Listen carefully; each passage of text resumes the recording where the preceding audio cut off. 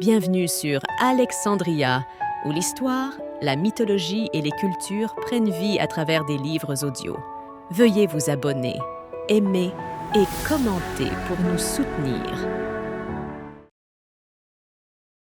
Chapitre 1. L'empereur franc. Ingelheim, le palais de Charlemagne. Charlemagne rassemblait souvent ses fonctionnaires dans son palais d'Ingelheim, où il gouvernait ses terres.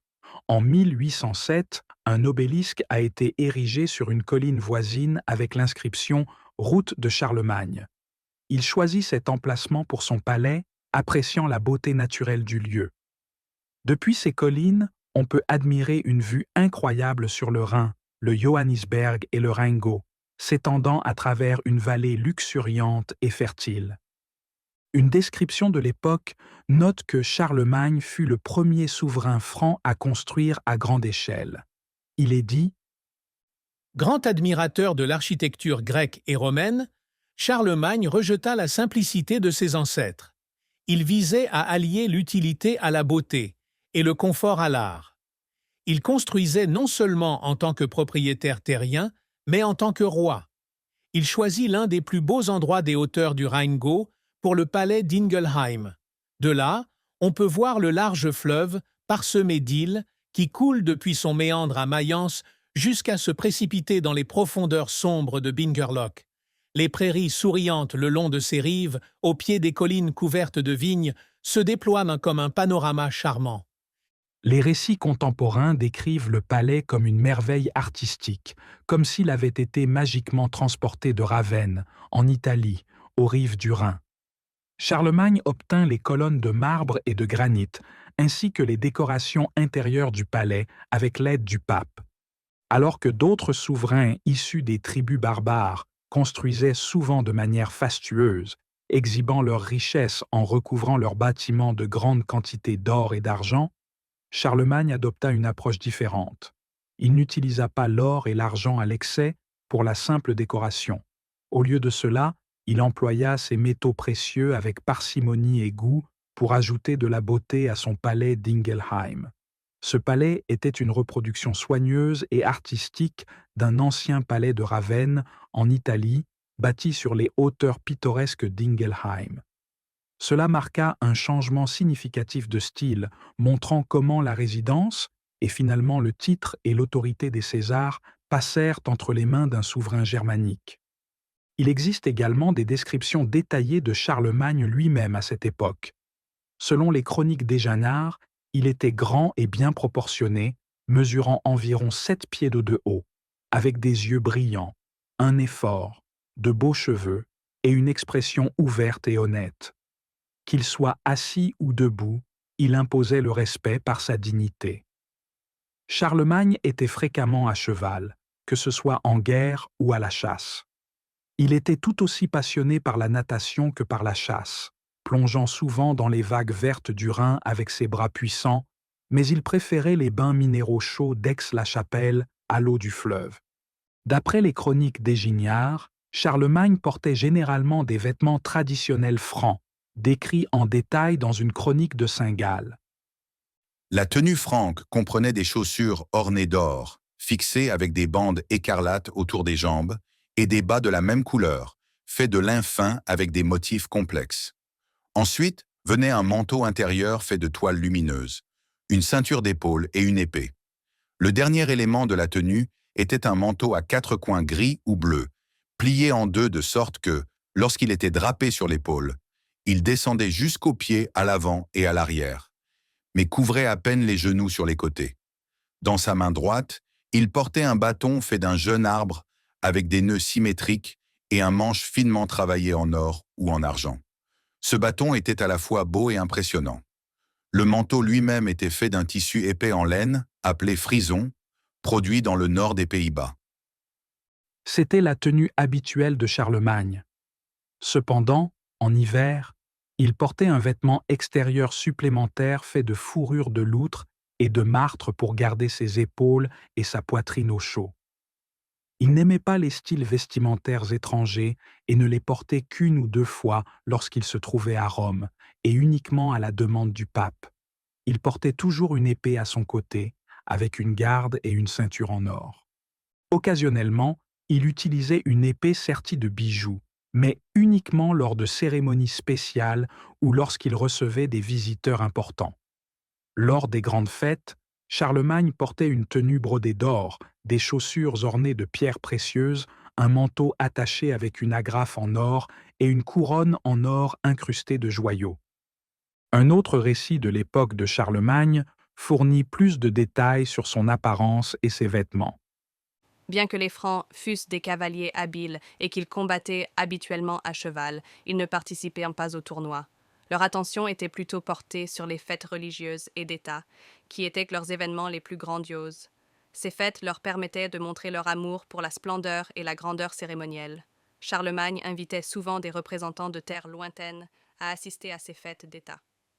Lors de ces rassemblements, le roi siégeait sur un trône élevé et magnifique, drapé d'un manteau bleu et portant une couronne radieuse. Dans sa main droite, il tenait un sceptre en or.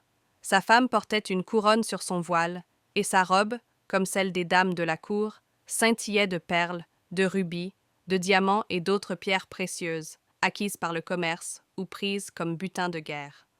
Les ducs, comtes et autres nobles autour du trône portèrent des ceintures ornées d'or, d'argent et de bijoux venus de l'Orient.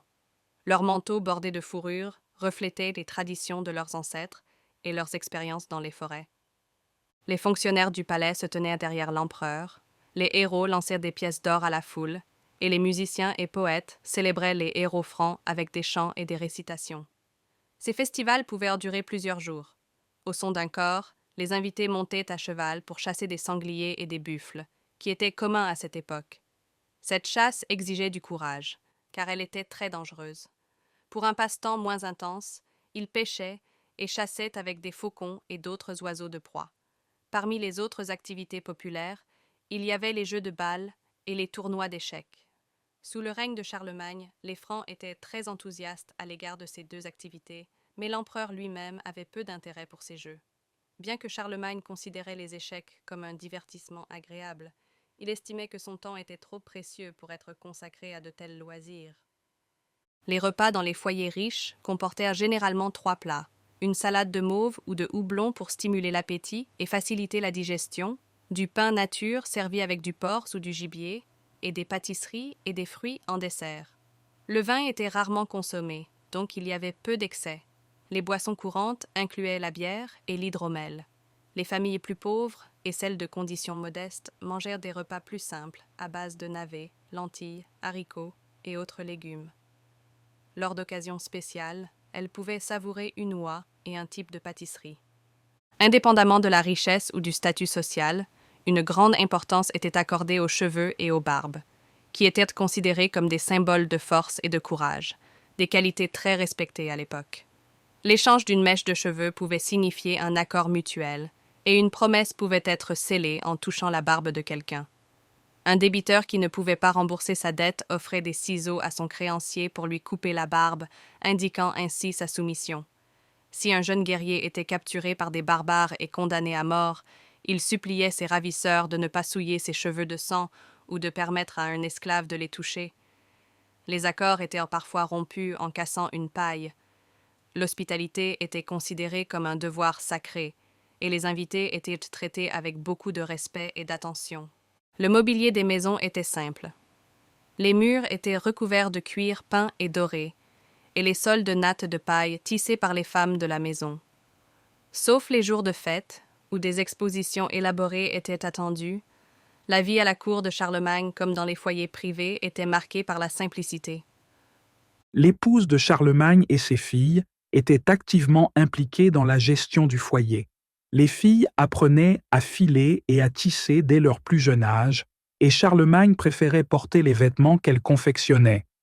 Angilbert, un ami érudit de l'empereur, décrivit le palais d'Ingelheim et une partie de chasse impliquant l'épouse de Charlemagne, Lingarde, et ses fils, Karl et Pépin. Lingarde, la charmante épouse de l'empereur, entra dans la cour avec un grand entourage. Ses joues étaient aussi roses que les fleurs, et ses cheveux brillaient comme une robe pourpre. Elle portait un bandeau pourpre sur le front, des bijoux scintillaient à son cou, et une couronne dorée brillait sur sa tête. Alors qu'elle entrait avec ses dames, les courtisans s'écartèrent pour lui faire place. Elle monta à cheval avec une grâce royale, entourée de nobles et de ses 2 fils, Karl et Pépin. Karl, qui partage le nom de son père, lui ressemblait beaucoup en apparence, stature et esprit. Vêtu d'une armure complète, il était un guerrier brave et éprouvé. Après la reine et les princes, les chasseurs franchirent les portes, accompagnés par les sons des chiens et des cors. Venaient ensuite les princesses avec leurs dames de compagnie. Rotrud menait le groupe, son visage calme et sa posture fière. Ses cheveux blonds étaient attachés avec un ruban pourpre et une petite couronne d'or reposait sur son front. Bertha suivit, qui ressemblait à son père par son apparence, sa voix et son tempérament. Ses cheveux blonds étaient tressés avec des cordons d'or et couronnés d'un diadème. Une fourrure de martre drapait son cou, et des bijoux ornaient les coutures de son manteau ajusté. Puis vint Gisela, radieuse et belle, avec un voile tissé de fils pourpres. Ses mains brillaient comme l'argent, ses sourcils comme l'or, et ses yeux scintillaient comme le soleil, alors qu'elle guidait avec expertise son cheval fougueux. Derrière elle se trouvait Ruodaid, sur un cheval au trot gracieux, paré de décorations en bijoux dans ses cheveux, à son cou et à ses pieds, et portant un manteau de soie attaché par des agrafes en or. Théodora suivit, avec un teint rosé et des cheveux dorés rouges, portant un collier d'émeraude et un magnifique manteau. Enfin, apparut Iltrude. Elle jeta un coup d'œil autour d'elle avec un air royal avant de tourner son cheval vers la forêt qui promettait de l'aventure pour ce groupe impressionnant. Mais où était Charlemagne, le maître du foyer et de l'Empire, alors que la partie de chasse se mettait en route? Observait-il la scène animée depuis le balcon du palais, ou était-il dans sa chambre privée, luttant avec les graves questions qui allaient déterminer le sort de son empire? Ces questions n'étaient pas des moindres. Charlemagne avait hérité non seulement du pouvoir et de l'honneur, mais aussi de lourdes responsabilités qui exigeaient une immense force pour être gérée. Sa vie était une bataille constante contre les forces qui menaçaient son empire. Pour comprendre sa situation, il nous faut revenir sur les défis auxquels il a été confronté lorsqu'il devint roi des Francs. En passant en revue l'histoire de l'Empire jusqu'à son règne, nous pourrons mieux apprécier ce que ce grand leader a dû affronter et accomplir. Bonjour, si vous avez aimé notre livre audio, n'oubliez pas de vous abonner à la chaîne. J'ai besoin de votre soutien pour vous proposer encore plus de livres audio. Merci d'avance pour votre soutien. Chapitre 2 « Des guerriers païens au roi chrétien, l'ascension de Charles Martel ». Au milieu du 5e siècle, environ 300 ans avant Charlemagne, les Francs, qui vivaient des 2 côtés du Rhin, étaient devenus l'une des tribus germaniques les plus puissantes. Ils envahirent la Gaule par le nord, conquérant des territoires contrôlés par les Alamans et les Burgondes, et s'installèrent fermement dans les régions de l'Est et du Sud-Est. Pendant ce temps, les Wisigoths contrôlaient le sud de la Gaule. À cette époque, un chef nommé Clovis émergea parmi les Francs. Clovis était connu pour son extrême bravoure, mais aussi pour sa cruauté et son absence de principe. Il régnait sur l'un des clans francs, tandis que ses proches dirigèrent les autres. Les Francs traçaient leur ascendance à Mérové, d'où la dynastie régnante des Mérovingiens tirait son nom. Bien qu'ils soient apparentés, les chefs francs étaient souvent en guerre les uns contre les autres. Clovis réussit finalement à affirmer une forme d'autorité sur tous les clans et obligea ses proches à lui fournir des soldats. Une fois cela accompli, il s'efforça de consolider son pouvoir et de mettre fin aux conflits internes parmi les Francs dans l'intention d'utiliser leurs forces unies pour de nouvelles conquêtes en Gaule. À cette époque, une petite partie de la Gaule, située entre les rivières de la Seine et de la Loire, restait politiquement indépendante sous domination romaine. Cette région était gouvernée par un patricien romain nommé Syagrius. Clovis dirigea sa prochaine campagne contre cette zone, provoquant Syagrius à la guerre. Clovis le vainquit au combat et força Alaric II, le roi des Wisigoths, qui avait offert refuge à Syagrius, à le lui livrer. Syagrius fut ensuite étranglé en prison par Clovis. Clovis tourna ensuite son attention vers les Burgondes, qui occupaient le sud-est de la Gaule et étaient dirigés par deux frères, Gondebaud et Godégisile. Les deux frères furent finalement tués par les actions de Clovis. Après leur mort, Clovis chercha à épouser leur nièce, Clotilde. Son oncle, désormais chef des Burgondes, fut trop intimidé pour refuser la proposition de Clovis. Clotilde, qui était chrétienne, devint son épouse et tenta de le convertir au christianisme, mais Clovis était plus intéressé par l'héritage de sa famille que par ses croyances religieuses. Avant de pouvoir finaliser ses plans avec les Burgondes, Clovis fit face à un autre défi. La tribu des Alamans menaçait son parent Sigebert. Cela donna à Clovis une raison de partir en guerre contre eux. Une bataille décisive eut lieu à Toul. Ce fut une bataille féroce et sanglante, et au début, les Alamans semblaient être victorieux. Se souvenant des efforts de Clotilde pour le convertir, Clovis pria le dieu chrétien devant toute son armée, promettant de se convertir au christianisme s'il remportait la bataille. Après cela, il regroupa ses forces et lança une attaque puissante contre les Alamans, les submergeant. Les Alamans furent dévastés et Clovis prit le contrôle de toute la région entre les rivières Neckar et Lahn, forçant la population locale à fournir des soldats pour reconstituer son armée. Plus tard cette année-là, Clovis et 3000 de ses soldats furent de baptisés à Reims, marquant sa conversion au christianisme. Auparavant, certains chefs germaniques qui s'étaient convertis au christianisme avaient suivi la branche arienne de la foi, mais Clovis choisit d'adopter le catholicisme. Sa conversion fut célébrée à Rome, et le pape lui accorda le titre de « roi de tous les chrétiens », un titre qui serait également transmis à ses successeurs francs. Plus tard, le clergé répandit une histoire prétendant qu'un miracle s'était produit lors du baptême de Clovis. Selon ce récit, il n'y avait pas d'huile consacrée disponible pour la cérémonie. Alors que l'évêque se tenait impuissant à l'autel, une colombe blanche apparut soudainement, portant une fiole d'huile dans son bec. Cela fut vu comme un signe que le nom de Clovis était inscrit au ciel et que sa conversion avait plu à Dieu et aux anges. Pour convaincre les sceptiques, la fiole miraculeuse fut conservée dans la cathédrale de Reims. Et il était dit que son contenu ne s'épuisait jamais, bien qu'il ait été utilisé pour chaque baptême et couronnement jusqu'à la fin du siècle dernier. L'histoire de son origine miraculeuse s'est répandue et certains y croient encore aujourd'hui.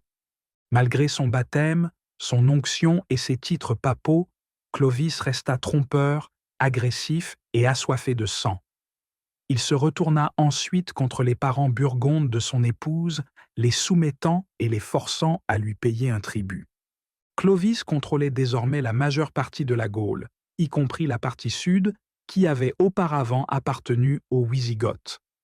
Un siècle plus tôt, sous la direction d'Ataulf, les Wisigoths avaient pris le contrôle de territoires au nord et au sud des Pyrénées, couvrant le sud de la Gaule et le nord de l'Espagne. Clovis n'avait pas de raison politique pour mener une guerre contre les Wisigoths, alors il en utilisa une religieuse. En tant que roi de tous les chrétiens, Clovis rassembla les évêques et les dirigeants laïcs et déclara « Laisserons-nous les hérétiques Wisigoths occuper cette belle terre et persécuter nos frères catholiques? Levez-vous au nom de notre foi et conquérez-les. » Clovis avait ouvertement déclaré sa loyauté à la foi catholique, ce qui entraîna de nouvelles célébrations à Rome lorsqu'on apprit qu'il avait lancé une croisade contre les Wisigoths. Il vainquit Alaric II au combat, le tuant de ses propres mains. Cependant, il fut empêché de conquérir l'ensemble du royaume wisigoth par Théodoric le Grand, le beau-père d'Alaric. En conséquence, Clovis dut se contenter de prendre le contrôle du territoire entre les rivières de la Loire et de la Garonne, faisant ainsi partie de l'Empire franc. Le règne de Clovis fut caractérisé par une injustice, une cruauté et une violence constante. Un acte de brutalité suivait rapidement un autre. Il chercha ensuite à s'emparer des terres de ses proches francs. Sigébert, qui avait combattu à ses côtés contre les Alamans, fut laissé infirme par une blessure reçue lors de la bataille de Toul. Clovis envoya un message au fils de Sigébert, lui suggérant que son père avait vécu assez longtemps et qu'il pourrait devenir ami si son père n'était plus en vie. Le fils, moralement corrompu, assassina son père et envoya un message à Clovis disant « Mon père n'est plus en vie. Envoie tes hommes et ils pourront prendre tout ce dont ils ont besoin parmi mes trésors. » Clovis envoya ses hommes, mais avec une mission différente. Lorsque le jeune prince les conduisit à la chambre des trésors, ils le tuèrent sur place. Clovis se positionna ensuite comme le vengeur des chefs francs tués par Sigebert. Il convoqua les chefs des familles franques et les persuada d'accepter son autorité et de reconnaître son règne. Lorsqu'un parent se montra trop obstiné pour se soumettre, Clovis incita secrètement une rébellion contre lui. Une fois l'homme capturé par son peuple et amené devant Clovis enchaîné, Clovis se moqua de lui en disant « Comment osez-vous vous présenter devant moi d'une manière aussi déshonorante, enchaîné comme un criminel ordinaire? Votre apparence enchaînée non seulement vous déshonore, mais jette aussi une ombre de honte sur toute notre lignée noble. N'avez-vous aucun respect pour la dignité et la réputation de notre famille? Vos actions n'ont apporté que disgrâce à notre fier nom. Et je trouve votre manque de considération pour notre héritage ancestral absolument répréhensible. » Sur ces paroles, il l'abattit avec une hache de guerre. Il tua également le frère de l'homme lorsque celui-ci protesta. Finalement, tous ses parents qui hésitaient à montrer leur loyauté subirent sa colère. Clovis devint alors paranoïaque, craignant que certains membres de sa famille aient été oubliés. Il déplora hypocritement qu'il n'avait aucun parent en qui il pouvait avoir confiance. Il ordonna une recherche, mais aucun survivant ne fut trouvé. Il avait désormais un contrôle incontesté sur un royaume s'étendant de l'embouchure du Rhin jusqu'à la Suisse au sud, à l'océan Atlantique à l'ouest et presque jusqu'aux Pyrénées au sud-ouest. Il croyait être en sécurité contre tous ses ennemis, mais dans sa 44e année, la mort le réclama. Son royaume fut divisé entre ses 4 fils, mais les 2 siècles suivants furent remplis de conflits constants entre eux et leurs descendants. Trahison, assassinat et empoisonnement étaient des tactiques courantes utilisées par les membres masculins de la famille royale pour atteindre leurs objectifs. Pendant ce temps, la jalousie, l'envie et la vengeance poussaient leurs épouses à commettre des crimes terribles. La simplicité de la vie à la cour disparut, remplacée par la corruption de la civilisation romaine, ce qui mena finalement à la chute de la dynastie mérovingienne autrefois fière, affaiblie à la fois physiquement et moralement. En conséquence de la baisse de pouvoir des rois mérovingiens, à la fin du VIe siècle, ils avaient remis les responsabilités du gouvernement aux maires du palais. L'un des plus notables de ces maires fut Pépin de Landen, qui fonda la famille des Pépins, plus tard connue sous le nom des Carolingiens. C'est en grande partie grâce à cette puissante famille que le royaume franc, qui incluait la Bourgogne et la Thuringe, évita l'effondrement. Plus tard, un autre membre de cette famille, Pépin de Herstal, s'éleva au rang de chef. Après ses nombreuses réalisations significatives, son fils, Charles, mieux connu sous le nom de Charles Martel ou le Marteau pour sa victoire contre les Maures en 732, lui succéda.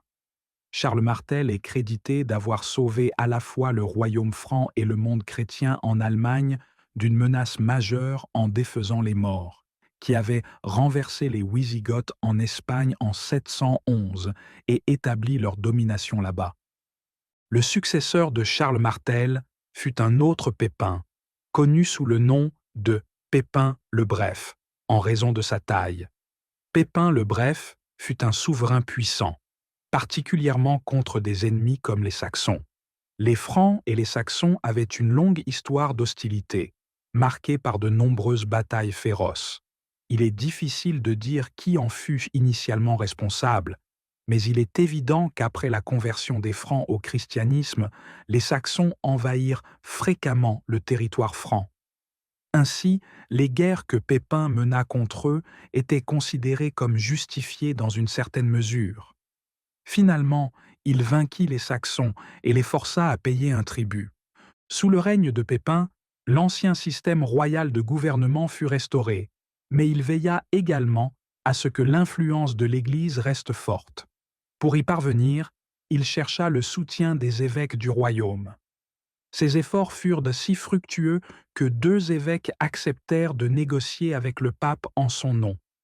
Au même moment, le pape était menacé par le roi lombard Aistulf et avait besoin d'aide.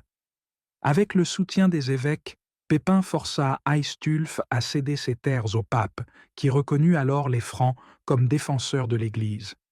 Pépin le Bref, comme ses prédécesseurs, Charles Martel, Pépin de Herstal et Pépin de Landen, obtint des succès importants pour le royaume franc. Il mena une longue guerre contre l'Aquitaine et l'ajouta finalement à ses territoires. Lorsque les Saxons hésitèrent à continuer de payer le tribut que son père avait imposé, il utilisa la force pour les contraindre à obéir.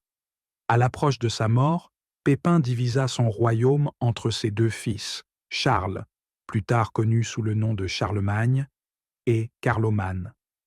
Charles reçut l'Aquitaine, l'Austrasie, la Thuringe, la Bavière, Mayence et Worms, tandis que Carloman hérita de la Bourgogne, de l'Alsace, de la Provence et de l'Alémanie. La Neustrie fut partagée également entre eux. Pépin mourut en 768. Chapitre 3. La fin du royaume lombard. L'alliance de Charlemagne avec le pape. Charlemagne est né à Aix-la-Chapelle en 742 et devint souverain à l'âge de 26 ans.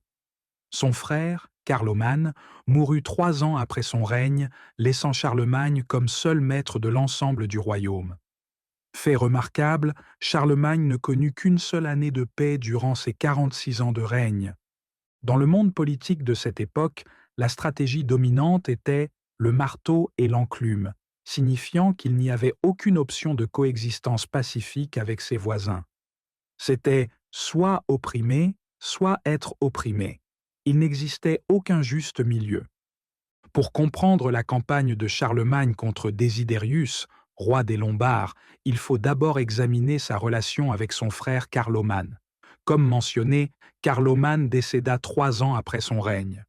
Lorsque leur père, Pépin, divisa le royaume entre Charlemagne et Carloman, cela nécessitait l'approbation des nobles francs pour être valide.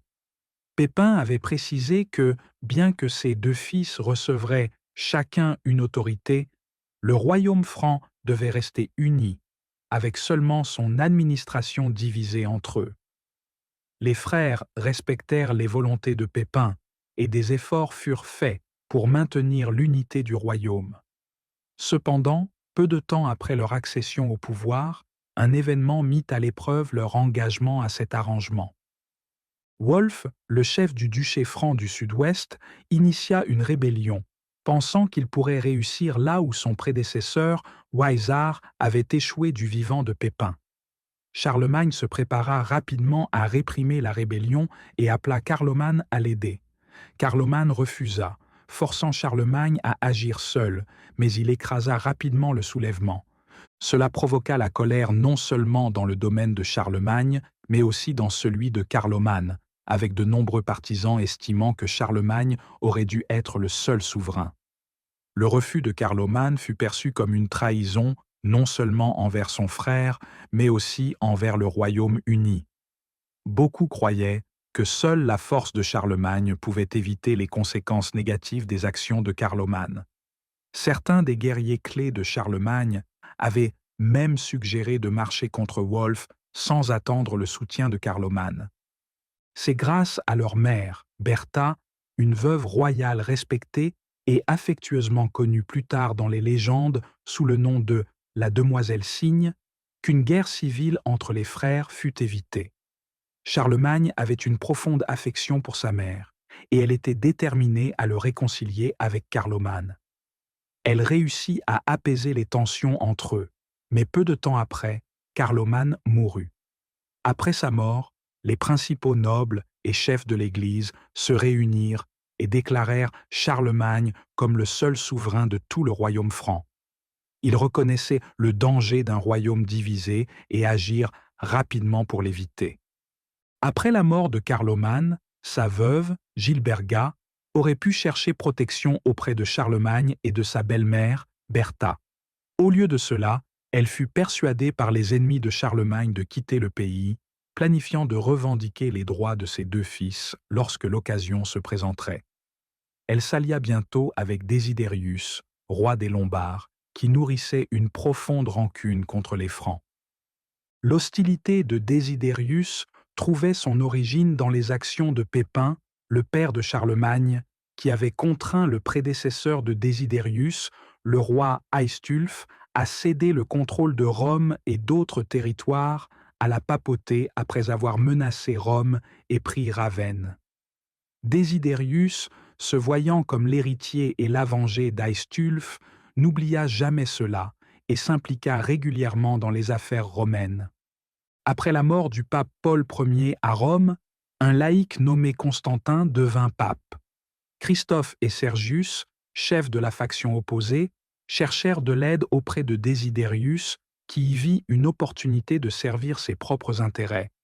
Il réagit rapidement, déposant Constantin, l'emprisonnant et le faisant aveugler. Désidérius décida ensuite d'installer un Lombard comme pape et ordonna à deux prêtres lombards, Waldibert et Philippe, de former une faction à Rome qui élirait Philippe comme nouveau pape.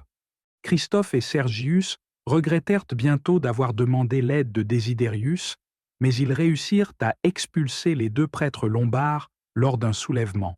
Philippe et son assistant s'enfuirent dans une église pour y chercher asile, mais leurs ennemis ne respectèrent pas cela. Philippe fut emprisonné dans un monastère, et Waldibert, qui s'accrochait à une image de la Vierge Marie, fut arraché de force et aveuglé. Christophe et Sergius réussirent à élire un Romain comme pape qui prit le nom de Troisième Étienne.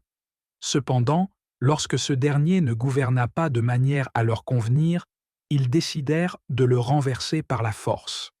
Craignant pour sa sécurité, Étienne fit appel à Désidérius, qui, une fois de plus, y vit une opportunité pour servir ses propres intérêts. Désidérius offrit son soutien à Étienne, et le pape écrivit des lettres à Charlemagne et à sa mère, louant les actions de Désidérius à Rome. Désidérius attaqua ensuite Christophe et Sergius, qui avaient rassemblé une force considérable, les vainquit, les captura et les fit aveugler.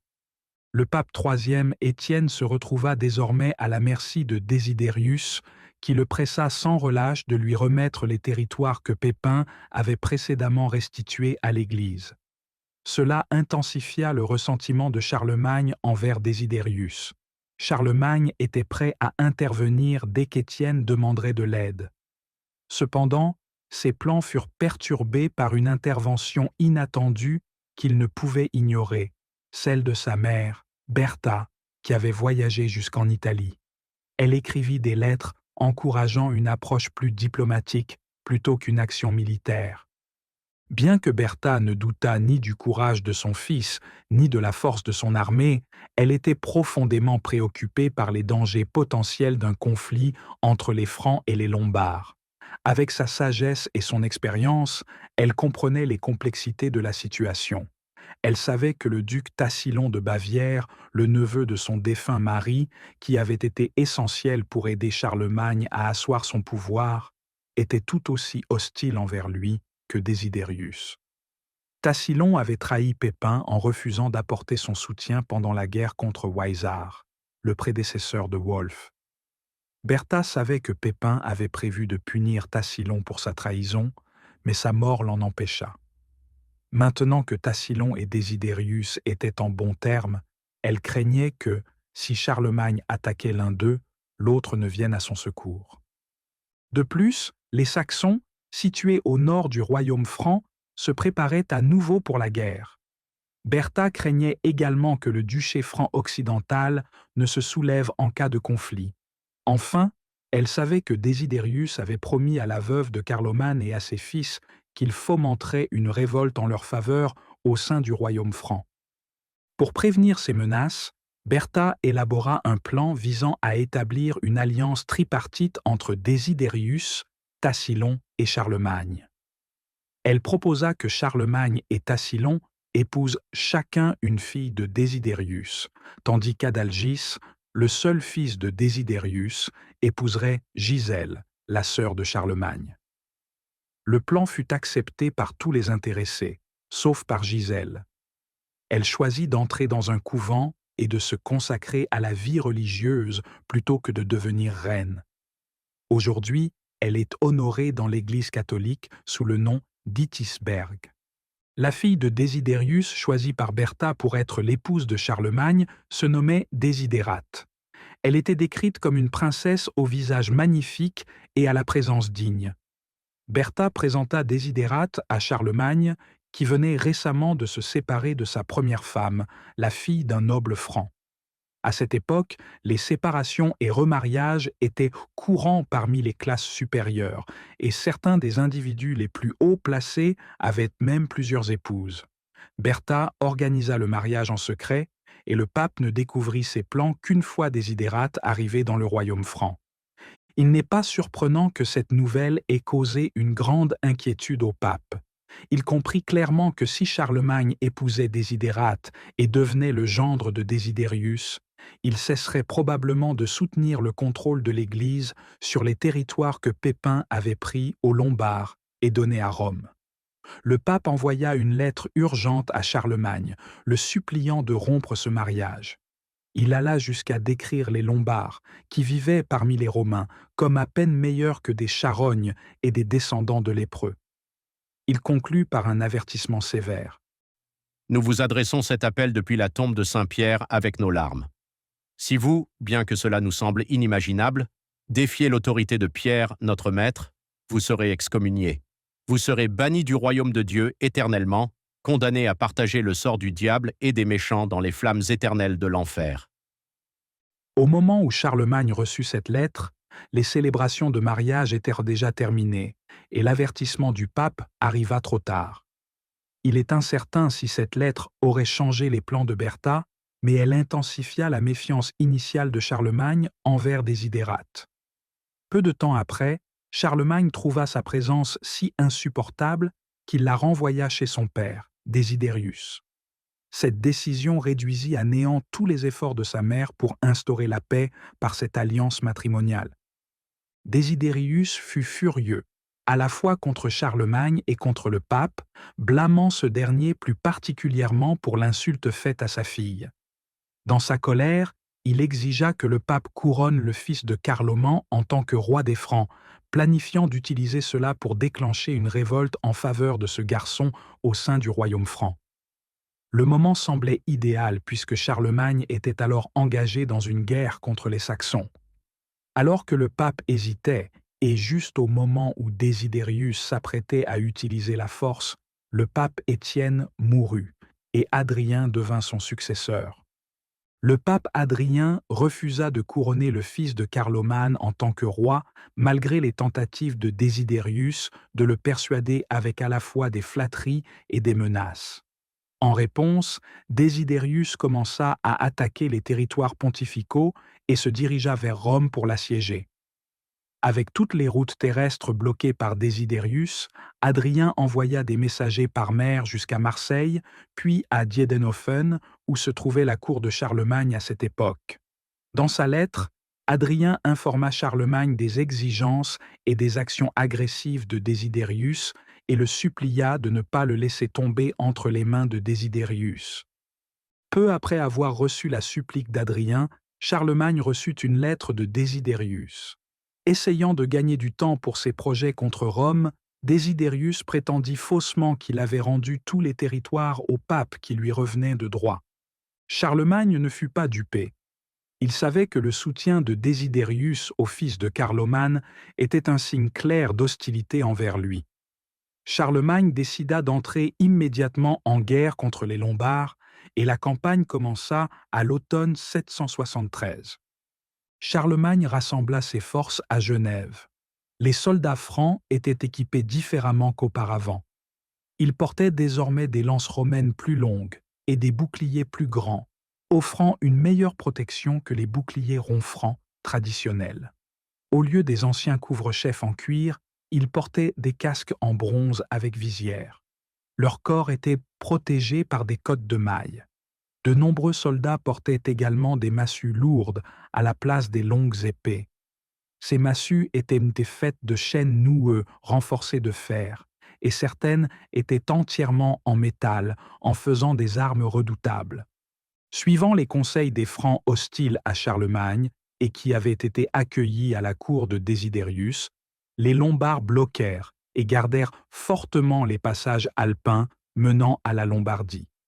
Désidérius était convaincu que cela suffirait à tenir Charlemagne à distance.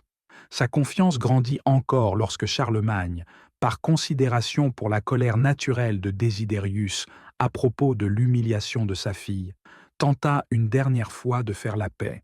Charlemagne demanda à Désidérius d'accepter la décision antérieure de Pépin de céder des territoires à l'Église et de s'abstenir d'attaquer son règne. Cependant, Désidérius interpréta mal ce geste, y voyant un signe que Charlemagne estimait impossible d'envahir l'Italie. Il rejeta l'offre avec arrogance et devint si insolent que Charlemagne, réalisant que la guerre était désormais inévitable, remarqua « Il ne craint pas l'aboiement du chien allemand tant qu'il ne sort pas de son chenil. » Charlemagne fit des préparatifs minutieux pour parer à toute éventualité.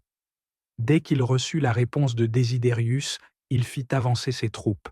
Il conduisit la majeure partie de son armée par le mont Cenis, une route que Désidérius croyait impraticable, tandis que son oncle Bernard mena une autre division à travers le mont Joux. Les deux divisions se rejoignirent à la base sud des Alpes, ne rencontrant de résistance qu'en un seul point, qu'ils surmontèrent rapidement. Sans hésitation, Charlemagne avança et vainquit les forces lombardes dirigées par Adalgis et le chef franc Ottokar. Il se dirigea ensuite vers Pavie, où Ottokar s'était réfugié pour rejoindre Désidérius. Préparant un siège qui pourrait durer, Charlemagne mena une division de son armée en direction de Rome, capturant plusieurs villes romaines qui avaient été prises par les Lombards en chemin. Alors que la marche victorieuse de Charlemagne se poursuivait, il y eut de grandes célébrations à Rome et une profonde peur parmi les Lombards. Les Romains se préparèrent avec empressement à accueillir leur sauveur. L'historien Ozanam décrit la scène. Le samedi de Pâques, Charlemagne arriva aux portes de Rome. Le clergé portant des croix, les sénateurs et magistrats brandissant des bannières, et les enfants tenant des rameaux de palmiers en chantant des hymnes, sortirent pour l'accueillir. Il se rendit au Vatican, où le pape Adrien l'attendait. Le lendemain, il revêtit la tunique et le laticlave et présida la cour de justice, exerçant à la fois l'autorité militaire et la juridiction civile en tant que patricien. Peu de temps après, Charlemagne partit pour rejoindre le camp de son oncle près de Pavie, où Désidérius était assiégé. Les chroniques de Saint-Gall décrivent l'arrivée de Charlemagne. Depuis une haute tour, Désidérius et Ottokar observaient l'approche de l'armée de Charlemagne au loin. Ils virent d'abord uniquement les machines de guerre. Désidérius demanda « Charlemagne est-il avec cette grande armée ?» Ottokar répondit que non, mais lorsque Désidérius vit une grande force de guerriers suivre, il dit « Assurément, Charlemagne doit être parmi cette vaste foule de guerriers. » Ottokar répondit « Non, il ne devrait pas encore être là. Qu'y a-t-il à craindre? As-tu perdu confiance ?» De plus en plus anxieux, Désidérius demanda « Que va-t-il advenir de nous s'il arrive avec une armée encore plus formidable? Rien que d'y penser me glace le sang. Comment espérer résister à une telle force écrasante? Nos défenses, autrefois si solides, semblent désormais aussi fragiles que des feuilles d'automne avant une tempête. Peut-être devrions-nous envisager des négociations avant qu'il ne soit trop tard, de peur de faire face à une annihilation totale entre les mains de cet ennemi apparemment invincible.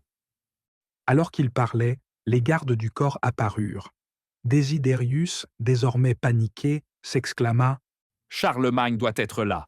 Oh non, il arrive avec une immense armée. » Mais Ottokar le rassura à nouveau, affirmant que Charlemagne n'était pas encore là.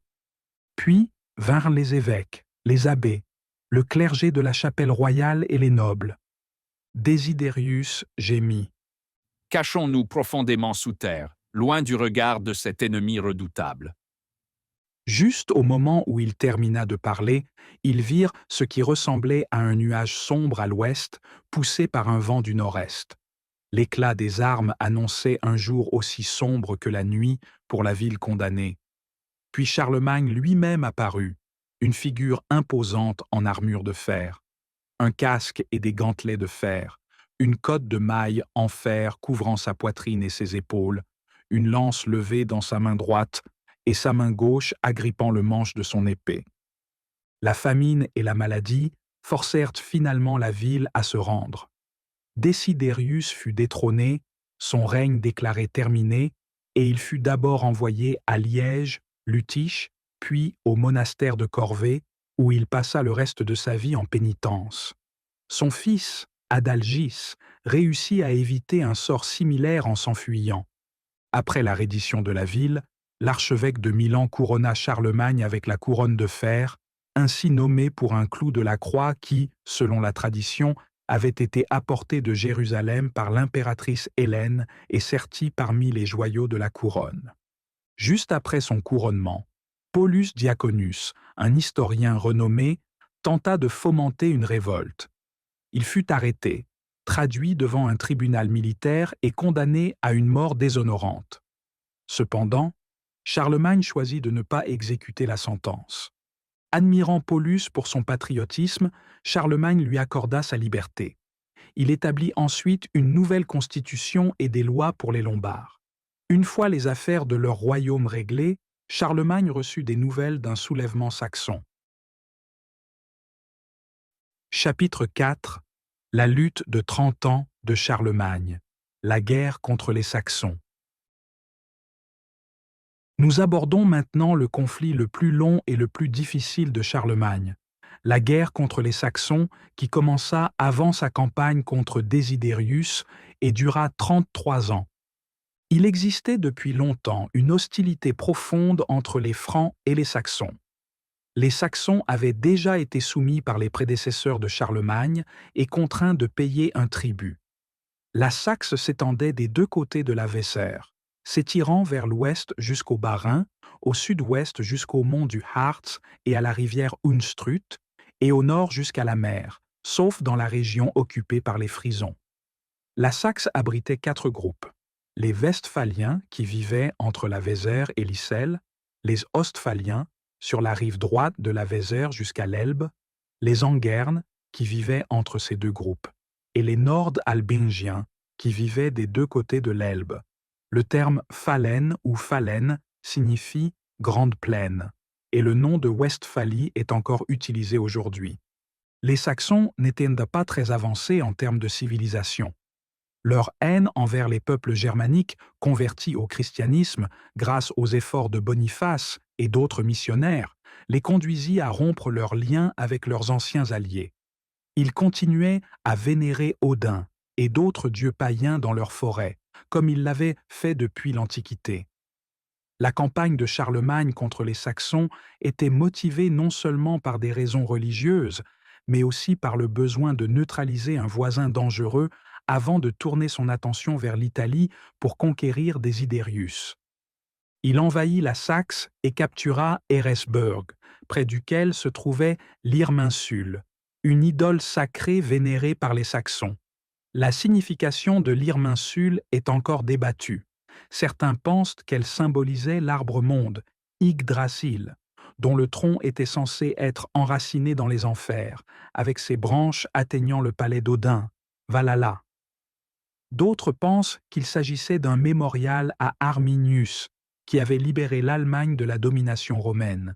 Les Francs détruisirent l'Irminsule, et les Saxons demandèrent finalement la paix que Charlemagne leur accorda après avoir reçu 12 otages. Il retira ensuite son armée. Après cette première victoire sur les Saxons, Charlemagne lança sa campagne contre Desiderius. Mais peu de temps après avoir déposé le roi lombard, il apprit que les Saxons, rompant leur promesse de rester pacifiques, avaient envahi la Hesse et ravagé les terres. Charlemagne revint rapidement et les affronta avec une telle force qu'ils furent facilement vaincus une fois de plus. Ils se soumirent à nouveau, envoyèrent des otages et furent pardonnés. Cependant, Charlemagne ne jouit pas longtemps de la paix. Une révolte dirigée par Adalgis, le fils de Desiderius, qui avait auparavant échappé, éclata en Italie.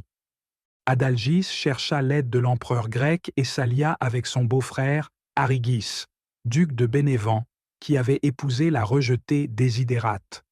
Cette alliance obtint également le soutien d'autres nobles italiens qui avaient été autorisés à conserver leurs terres sous condition de loyauté. L'arrivée d'Adalgis avec des renforts grecs déclencha la révolte. Informé des plans d'Adalgis par le pape, Charlemagne se hâta de revenir en Italie. Un seul noble, le duc Rothgund de Frioul, prit les armes.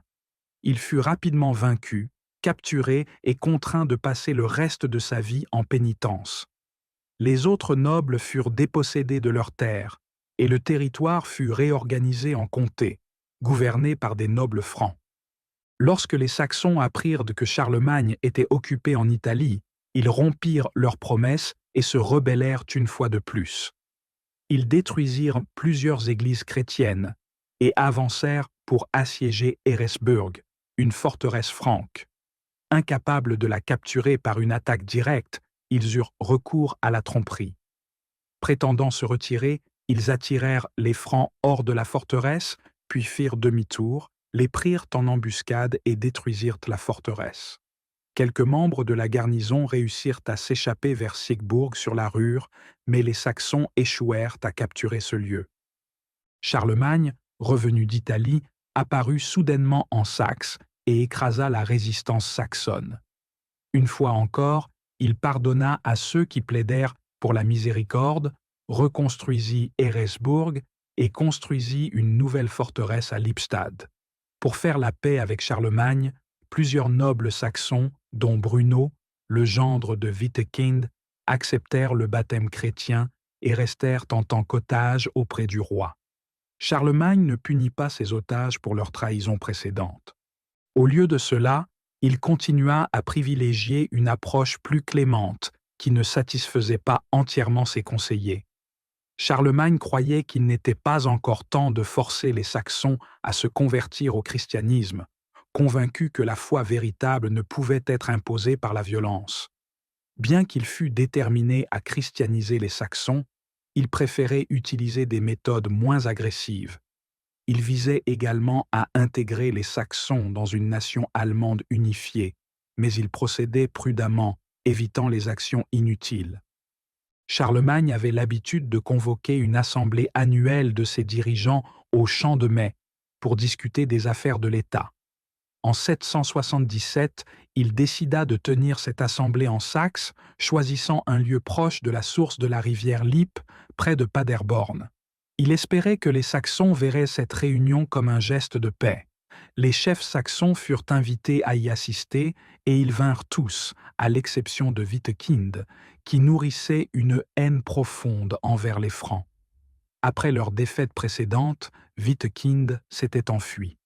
Comme Adalgis, qui cherchait le soutien de l'empereur grec, Witekind fit appel à son beau-frère Siegfried, roi du Danemark, pour obtenir de l'aide.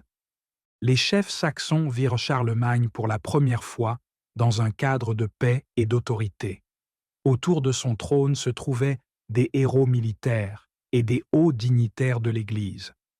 Impressionnés par sa présence, de nombreux chefs saxons acceptèrent volontiers Charlemagne comme leur souverain. En même temps, une ambassade maure d'Espagne arriva à Paderborn. Les Saxons furent émerveillés par les vêtements richement ornés des Maures, si différents de ceux des peuples du Nord. les chefs maures étaient venus chercher l'aide de Charlemagne contre Abderrahmane, le calife de Cordoue, et promirent de lui prêter allégeance s'il les libérait du contrôle du calife.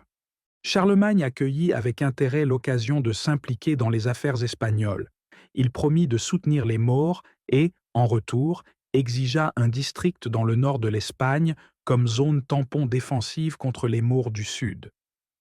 Pour la première fois, les Saxons réalisèrent l'immense portée du pouvoir et de la réputation de Charlemagne. Ils se demandaient comment ils pourraient continuer à lui résister. Comme le note Ozanam, Beaucoup d'entre eux jurèrent de fidélité à Charlemagne et promirent de céder leurs terres et leur liberté s'ils rompèrent leur serment.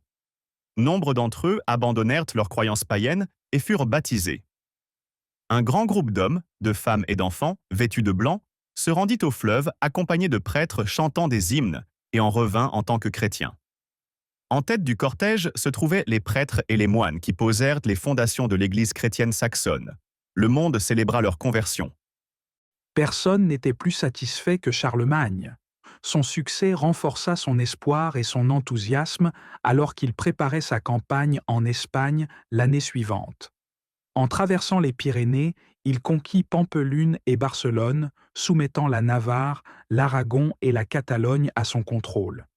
Il assiégea ensuite Saragosse et, après une courte résistance, les habitants se rendirent, offrant des otages et un tribut. Charlemagne établit le nord-est de l'Espagne jusqu'à la rivière Èbre comme frontière du royaume franc en Espagne, créant une zone tampon contre les Maures afin de prévenir de nouvelles invasions et de protéger le monde chrétien, comme l'avait fait son grand-père. Cependant, des nouvelles troublantes venues de son pays forcèrent Charlemagne à quitter l'Espagne. Lors de la traversée des Pyrénées, une partie de son armée subit une grave catastrophe.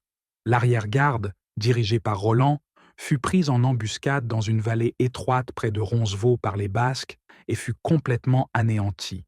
Les forces franques ne purent résister car l'ennemi occupait une position forte sur les hauteurs, d'où il faisait rouler d'énormes rochers et lançait des flèches et des lances. Le courageux Roland et ses braves compagnons, le paladin Anselme et le sénéchal Écarte, furent tués, et plus tard immortalisés dans des chants et des légendes. Charlemagne aurait probablement fait demi-tour pour venger cette perte, mais la nouvelle d'une nouvelle révolte saxonne l'obligea à rentrer rapidement. Il vainquit bientôt les Saxons et ravagea leurs terres jusqu'à la rivière Elbe.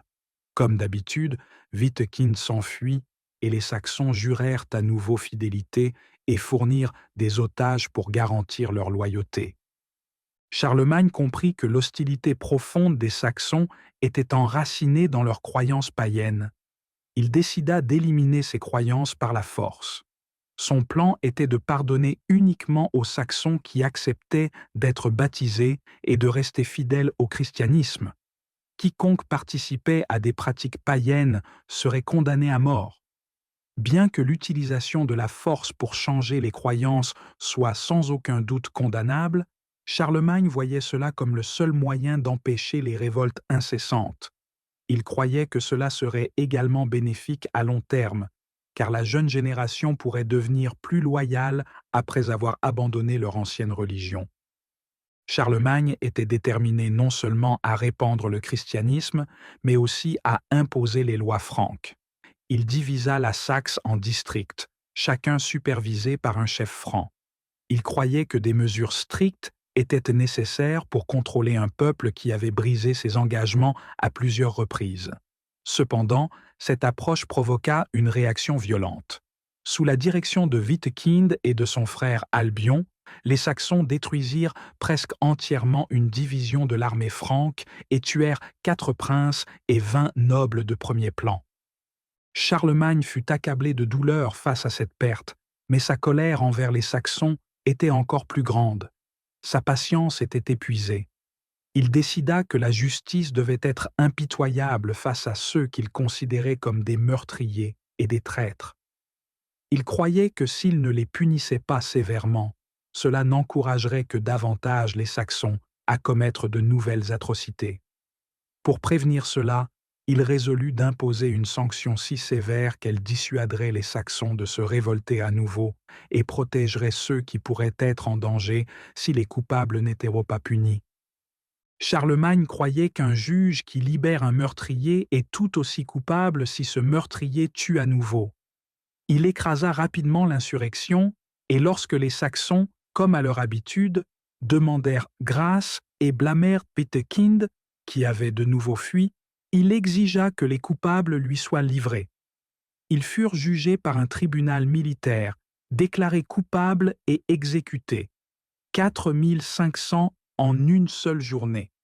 Cet événement est connu sous le nom du massacre de Verden, un acte sombre et terrifiant. Chapitre 5.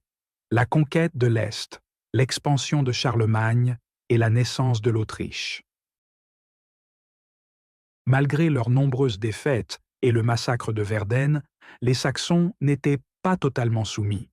Outrés par le massacre, Wittekind et les autres chefs saxons déclenchèrent une nouvelle rébellion et lancèrent une guerre de vengeance. En conséquence, Charlemagne fut contraint de prendre des mesures encore plus sévères. 2 batailles intenses suivirent, l'une à Detmold, qui se termina sans issue décisive, et l'autre en Hesse, entre les rivières Ems et Weser, où les Saxons, qui combattaient avec un courage extraordinaire, furent définitivement vaincus.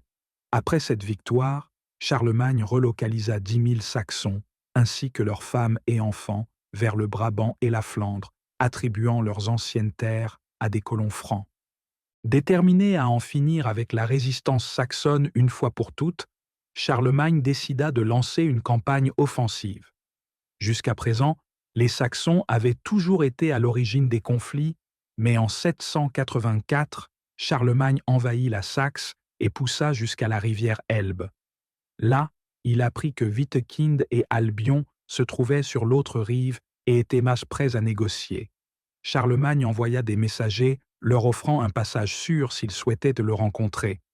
Wittekind répondit qu'ils étaient prêts à prêter allégeance et à être baptisés, et une rencontre fut organisée dans le château de Charlemagne à Attigny. Lorsque Wittekind et Albion arrivèrent, ils furent reçus avec une telle bienveillance de la part de Charlemagne que cela adoucit la décision difficile qu'ils avaient été contraints de prendre. La réconciliation entre Charlemagne et Wittekind prouva que l'approche de Charlemagne envers les Saxons était justifiée.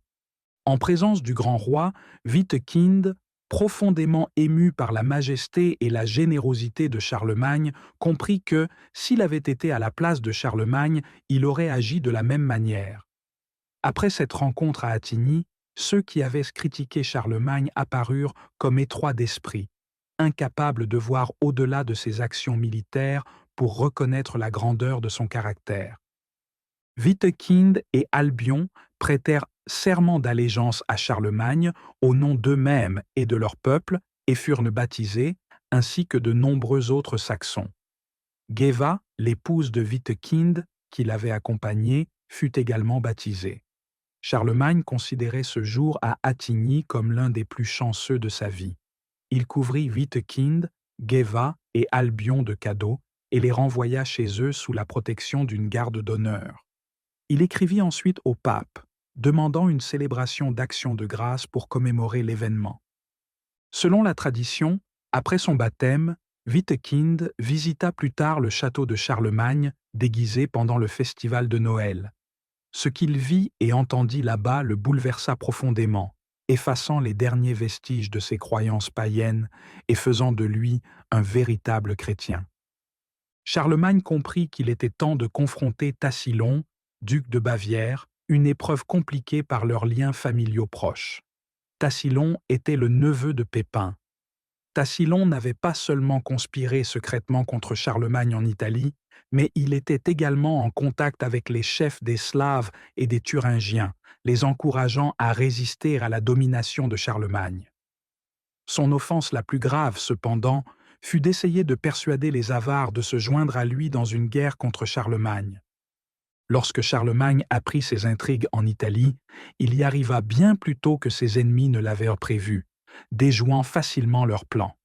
Par la suite, il se rendit à Rome pour assister à la fête de Pâques en 787. Craignant que Charlemagne ne découvre tous ses complots secrets, Tassillon envoya des messagers au pape lui demandant de jouer le rôle de médiateur pour une réconciliation avec le roi. Cependant, le pape, incertain de la sincérité de Tassillon ou de ses tentatives de gagner du temps, refusa sa demande. Il avertit Tassillon que s'il rompait ses promesses solennelles ou tentait de les éviter, il serait excommunié. Après son retour d'Italie, Charlemagne convoqua un parlement à Worms et présenta le cas de Tassillon. Le refus de Tassillon d'y assister ne fit qu'accroître sa culpabilité. En conséquence, la guerre fut déclarée contre lui. 3 armées franques envahirent la Bavière. 2 étaient dirigées par les fils de Charlemagne, Karl et Pépin, et la 3e par Charlemagne lui-même. Tassillon fut pris au dépourvu, car il avait prévu de lancer ses opérations plus tard. Aucun de ses alliés, les Thuringiens mécontents, les Slaves ou les Avars, ne vint à son secours. Son épouse, Luitberge, la fille de Désidérius, l'avait poussé à plusieurs reprises à faire la guerre à Charlemagne. Réalisant trop tard la folie de son conseil et le danger qu'ils encouraient désormais, Tassillon se retrouva isolé. Pendant ce temps, les Bavarois hésitaient à se battre et exprimaient même davantage de confiance envers Charlemagne qu'envers leur propre duc. Face à une situation aussi décourageante, Tassillon décida qu'il valait mieux se rendre au camp de Charlemagne et demander son pardon. Il montra un profond remords, remettant son sceptre au roi et admettant qu'il avait perdu son droit de régner. En réponse, Charlemagne permit à Tassillon de conserver son titre de duc en tant que vassal, mais prit des otages pour garantir sa loyauté, y compris son fils, Théudo. Soulagé d'avoir évité le danger, Tassillon rentra à Ratisbonne et Charlemagne retourna chez lui. Cependant, une fois de plus sous l'influence de sa femme, Tassillon rompit rapidement sa promesse et reprit ses actions hostiles. Il rassembla les dirigeants de son peuple à Ratisbonne, parla contre Charlemagne et déclara hardiment qu'il n'honorerait pas une promesse forcée, même si cela devait lui coûter 10 fils. Le comportement imprudent de Tassillon le fit paraître déshonorant aux yeux des hommes honnêtes. Il reprit les négociations avec les Avars et les persuada de se joindre à lui dans une attaque. Une armée avare traversa la Bavière et entra dans le royaume franc, tandis qu'une autre pénétra en Italie, mais les 2 furent vaincus par le fils de Charlemagne, Karl. La justice rattrapa finalement Tassillon. Il fut convoqué à comparaître devant le parlement d'Engelheim. Tellement démoralisé par la défaite des Avars, Tassillon n'osa pas ignorer la convocation. Il fut incapable de se défendre contre les accusations de trahison, et même ses partisans témoignèrent contre lui. L'accusation la plus grave était fondée sur une loi franque qui stipulait « Toute personne qui trahit la confiance du royaume viole ses serments au souverain ou s'engage dans des alliances avec des adversaires du royaume sera considérée comme ayant commis un crime capital, passible de la perte de sa vie. » Le tribunal le condamna à l'unanimité à la peine de mort. Cependant, Charlemagne demanda à Tassillon ce qu'il ferait si sa vie était épargnée. Dans un élan de repentance, Tassillon accepta de passer le reste de sa vie dans un monastère. Il reçut la tonsure à Saint-Goard, puis fut envoyé à Fulda. Charlemagne abolit officiellement le titre ducal de Tassillon, nomma des comtes francs pour gouverner la Bavière et intégra pleinement la région dans le royaume franc. L'année 790 devint mémorable pour les Francs, car ce fut la seule année du règne de Charlemagne marquée par la paix. Cependant, les préparatifs pour une nouvelle campagne contre les Avars commencèrent rapidement pour prévenir de futurs raids. Les Avars, qui vivaient entre les rivières Enns et Sava, descendaient des Huns, ce qui explique pourquoi ils sont parfois appelés Huns dans les anciennes chroniques. Comme leurs ancêtres, qui avaient ravagé l'Allemagne au Ve siècle, les Avars étaient connus pour leurs habitudes de pillage. Ils avaient également hérité d'une vaste quantité de trésors, dont une grande partie avait été volée par leurs prédécesseurs. Pour protéger leur territoire, les Avars avaient déjà construit un type unique de défense appelé anneau. Il s'agissait de grandes fortifications qui entouraient plusieurs villages, composés de murs solides d'environ 3 mètres de haut et de large, faits de troncs d'arbres et de rochers cimentés ensemble, surmontés de buissons épineux plantés densément. Les Avars croyaient que ces anneaux les rendaient invulnérables à tout ennemi, mais ils allaient bientôt découvrir le contraire. Avant de lancer sa campagne contre les Avars, Charlemagne passa en revue son armée à Ratisbonne. Lors de cet événement, il remit solennellement une épée à son 3e fils, Louis, qui n'avait que 13 ans et participerait à l'expédition. Charlemagne avança vers l'est le long des 2 rives du Danube, tandis que son fils Pépin approchait depuis l'Italie. Le khan des Avars attaqua Pépin, mais fut défait lors d'une bataille sanglante. Lorsque Charlemagne atteignit la rivière Enns et apprit la victoire de Pépin, il envahit immédiatement le territoire des Avars. Plusieurs de leurs anneaux fortifiés furent pris d'assaut, leurs coffres à trésors furent vidés, des villages furent détruits et de nombreux prisonniers furent capturés. Cependant, une épidémie parmi les chevaux de Charlemagne le força à battre en retraite plus tôt que prévu. La guerre se poursuivit pendant plusieurs années encore avant que les Avars ne soient totalement vaincus. La bataille décisive eut lieu en 796. Au cours de cette campagne, Pépin reprit les anneaux qu'il avait déjà capturés et attaqua ceux encore détenus par les Avars. L'une des principales forteresses avares était Vienne, l'actuelle Vienne.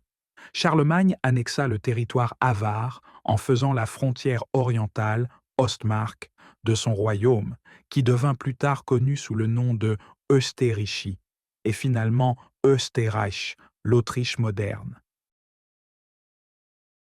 Chapitre 6. L'ombre de Dieu sur terre, le couronnement de Charlemagne par le pape Léon.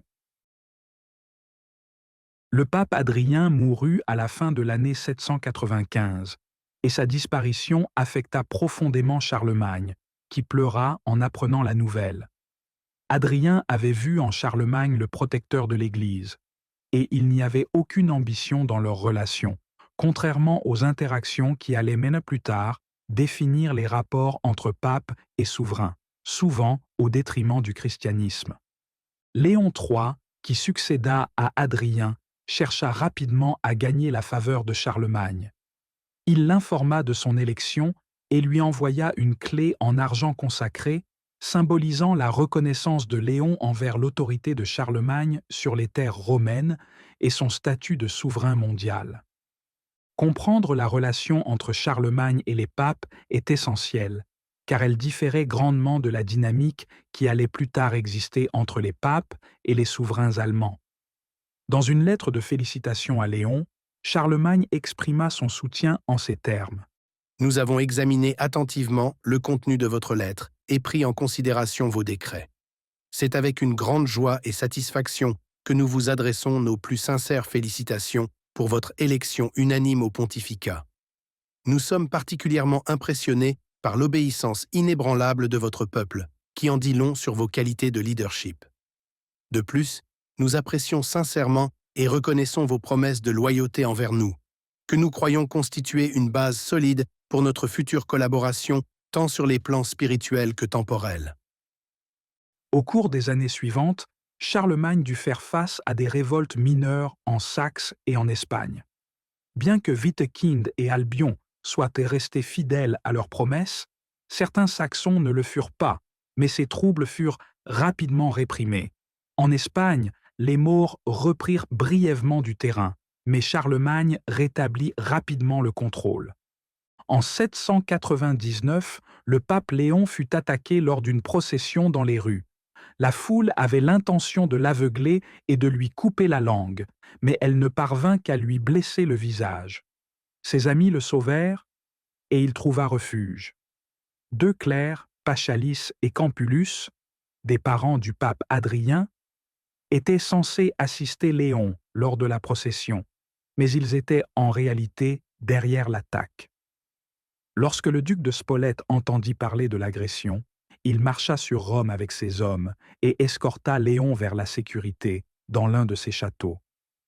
Une fois rétabli, Léon se rendit en Allemagne pour demander l'aide de Charlemagne. Arrivé à Nuremberg, il apprit que Charlemagne tenait cour à Paderborn et s'y dirigea. En apprenant l'arrivée de Léon, Charlemagne prépara une réception grandiose.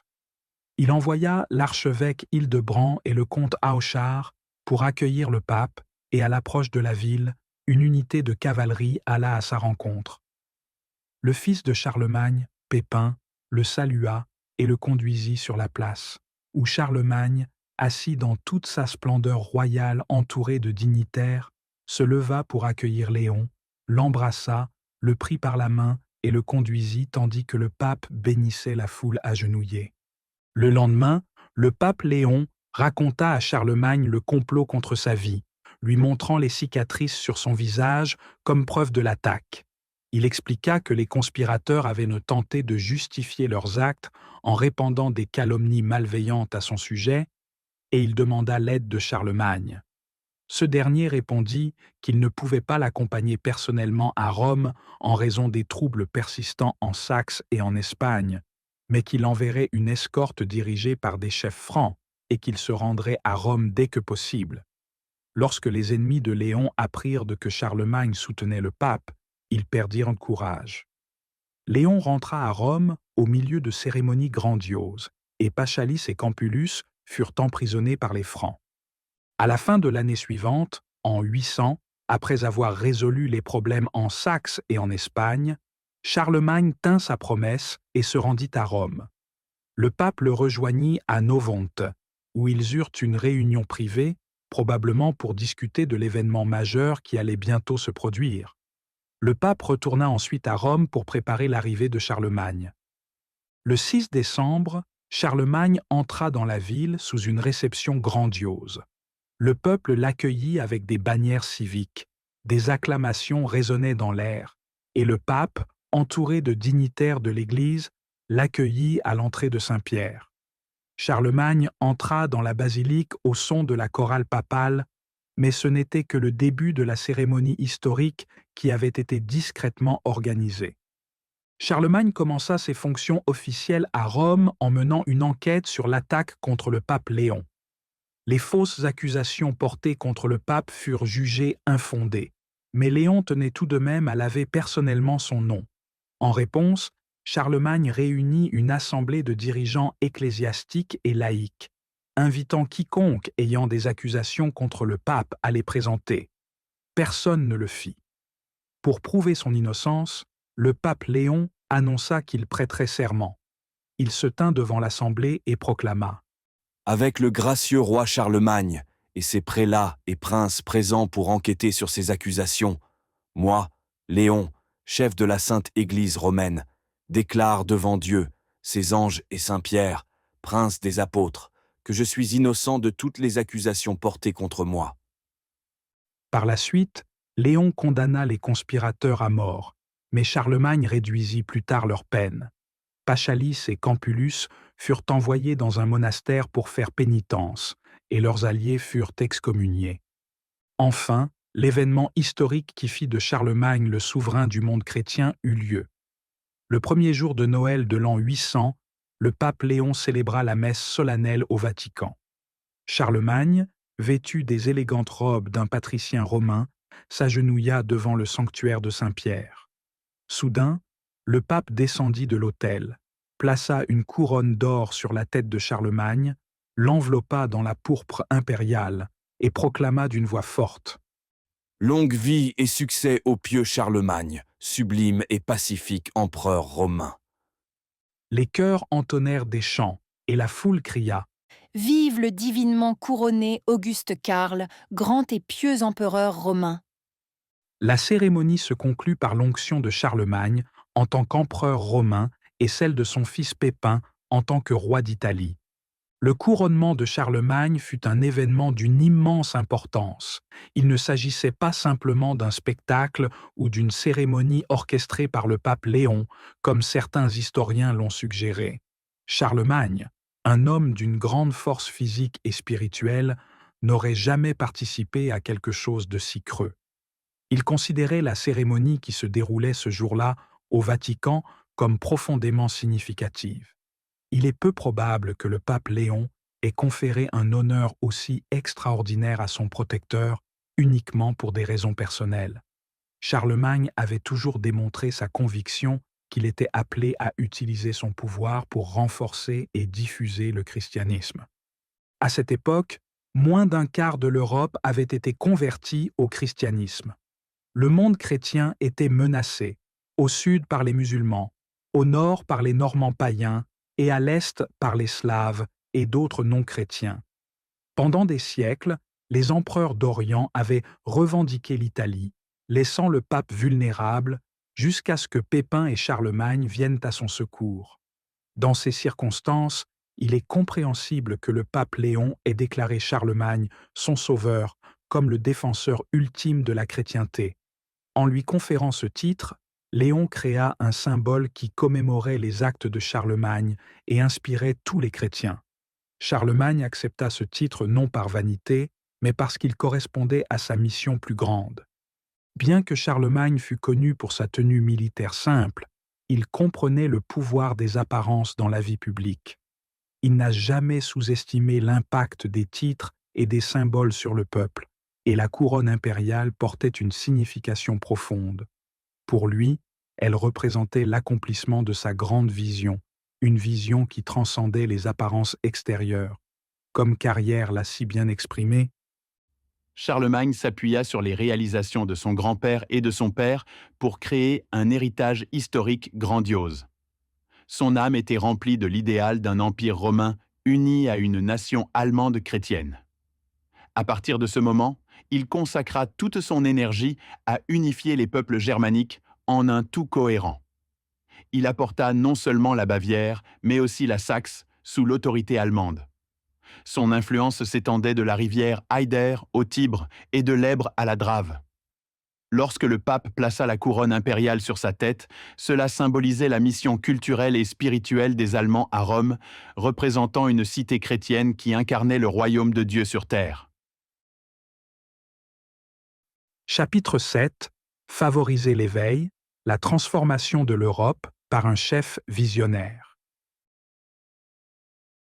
Il est presque difficile de croire qu'un souverain comme Charlemagne, qui a dû diriger tant de campagnes militaires longues et difficiles, 26 expéditions contre les Saxons seulement, ait eu le temps de se concentrer sur autre chose. On pourrait se demander comment il a trouvé le temps, l'énergie ou même la motivation pour des activités autres que la guerre. La réponse réside dans les événements qui ont suivi. Bien que Charlemagne soit souvent qualifié de conquérant en raison de ses succès militaires, ses réalisations en temps de paix et sa capacité à créer des institutions durables prouvent qu'il était bien plus qu'un simple guerrier. Ses accomplissements révèlent sa véritable vision du leadership et justifient le titre que l'histoire lui a conféré.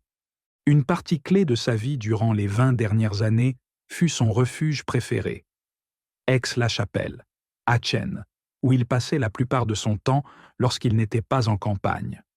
La région, avec ses collines douces, faisant partie des chaînes de l'Eiffel et des Ardennes, était densément boisée et entourée d'une vallée fertile. Bien que Charlemagne ne soit peut-être pas né là, comme certains l'affirment, il y a certainement passé une grande partie de son enfance dans cette région pittoresque. L'un des passe-temps favoris de Charlemagne était de se baigner, et il nageait souvent dans les eaux bleues du Rhin. Mais ce qu'il aimait particulièrement, c'étaient les bains minéraux chauds d'Aix-la-Chapelle. Les forêts denses de la région l'attiraient également, car il était un chasseur passionné même dans ses dernières années. Ses parties de chasse incluaient souvent ses filles, qui l'accompagnaient pour chasser les sangliers et les buffles au son des cors et des aboiements des chiens. Les figures comme Charlemagne captivent souvent l'imagination du public, et des histoires et des légendes naissent naturellement autour d'elles. Une de ces légendes est centrée sur les bains d'Aix-la-Chapelle, mettant en lumière le lien profond de l'empereur avec cet endroit qu'il aimait tant et offrant un aperçu de son caractère au-delà de ses réalisations publiques. Dans le palais de Charlemagne à Mayence, il y avait une cloche que l'on croyait capable de sonner chaque fois qu'un danger approchait. Un jour, quand Charlemagne l'entendit sonner, il envoya un messager pour en découvrir la raison. Le messager découvrit un serpent enroulé autour de la corde de la cloche, jouant le rôle de sonneur. Le serpent mena ensuite le messager à son nid, où un crapaud était assis sur les œufs du serpent. Le messager chassa le crapaud et rapporta cet étrange événement à Charlemagne. Ce qui suivit fut encore plus étonnant. Le serpent apparut soudain dans la salle, rampa jusqu'à la table de Charlemagne, grimpa sur elle et laissa tomber un joyau scintillant de sa bouche dans un verre de vin avant de disparaître rapidement. La pierre, gravée de symboles de signes et de runes, était censée posséder des pouvoirs magiques. Quiconque la recevait devenait l'objet de l'amour intense du donneur. Charlemagne fit sertir la pierre dans une bague et l'offrit à sa bien-aimée épouse, Fastrade. Dès cet instant, il ressentit un attachement encore plus profond pour elle et ne pouvait supporter d'être éloigné d'elle. Lorsque Fastrade mourut, Charlemagne fut dévasté par le chagrin. Son corps fut placé dans un cercueil ouvert dans la cathédrale, et Charlemagne y passait tout son temps, refusant qu'elle soit enterrée. Le peuple commença à s'inquiéter, murmurant entre eux « L'amour de l'empereur pour Fastrade a obscurci son esprit. Que deviendra le royaume si cela continue ?» Dans cette situation désespérée, le pieux Turpin eut un rêve qui révéla une manière d'aider l'empereur. Il se leva, s'habilla et se hâta vers la cathédrale. À l'intérieur, il trouva le sarcophage de l'impératrice près de l'autel, avec l'empereur pleurant à ses côtés, la tête reposant sur le cercueil. Autour du sarcophage se trouvaient des paladins, habillés en pénitents, allongés sur le sol en deuil. Turpin s'approcha discrètement, souleva doucement le couvercle d'hermine du corps de Fastrade et prit délicatement sa main froide, retirant la bague. Instantanément, le charme fut brisé. Les paladins, profondément plongés dans la prière, regardèrent autour d'eux avec surprise. Charlemagne leva la tête et leur parla. « Depuis combien de temps sommes-nous consumés par notre chagrin? Il semble qu'une éternité se soit écoulée, et pourtant, le monde continue de tourner. Où est mon chancelier? J'entends les murmures lointains de notre peuple, leurs besoins laissés sans réponse. Le moment est venu de rendre hommage à Fastrade différemment. Enterrons l'impératrice en terre, où elle trouvera la paix, mais que son esprit vive dans nos cœurs et dans la prospérité de notre royaume. Son héritage ne sera pas celui d'un deuil éternel, mais d'un renouveau et d'un engagement renouvelé envers notre peuple. » La bague magique du cygne commença à influencer Charlemagne d'une nouvelle manière. L'empereur devint profondément attaché au prélat qui avait retiré la bague, et cela inquiétait le prélat, conscient du pouvoir de la bague. Pour briser son emprise, le prélat se rendit à Aix-la-Chapelle, suivi par Charlemagne. Une fois sur place, il jeta la bague dans un lac paisible formé par les sources chaudes. Sans le savoir, Charlemagne développa une affection particulière pour cet endroit. Il y construisit un château au milieu du lac, où il réfléchissait souvent à la nature éphémère de la vie terrestre. L'empereur aimait également se baigner dans le lac, sans jamais savoir que la bague du cygne reposait désormais dans ses profondeurs. À Aix-la-Chapelle, Charlemagne construisit un grand palais, entouré d'un large portique à colonnes, une merveille architecturale pour l'époque. Les colonnes, blocs de marbre et mosaïques, furent apportés de Rome et de Ravenne, et les meilleurs architectes furent envoyés par le pape. Autour du palais, des bâtiments furent construits pour les écoles, les serviteurs de la cour et ses gardes du corps. Plus loin, il y avait un cloître et des fermes, et au loin se dressait une haute structure au-dessus des bains chauds qui pouvait accueillir des centaines de personnes. Le bâtiment le plus magnifique de tous était un minster, relié au palais par une allée à colonnes. Le dôme du minster, soutenu par de hautes colonnes, était orné d'une mosaïque représentant le Christ et les 24 anciens de l'Apocalypse sur un fond doré. Les autels scintillaient de décorations en or et en argent. Tout était construit selon la vision de Charlemagne, et les travaux continuaient même lorsqu'il était en campagne militaire. Il se consacrait profondément aux questions spirituelles. Tôt le matin, on pouvait souvent le voir marcher le long du portique menant à l'église, où il méditait et se préparait aux devoirs de la journée. Le soir, il y retournait pour une contemplation et une prière similaires. Les compagnons de Charlemagne en temps de paix le suivaient souvent sur le champ de bataille. Lors de sa première campagne lombarde, il rencontra Alcuin, un prélat anglo-saxon pieux et érudit. Charlemagne apprécia la sagesse et l'enseignement d'Alcuin et l'emmena avec lui pour ses conseils. Comme beaucoup de princes de son temps, Charlemagne n'avait reçu qu'une éducation modeste avant d'assumer le pouvoir. Son intelligence naturelle l'aida à surmonter les défis, mais elle éveilla également en lui un désir profond de connaissance.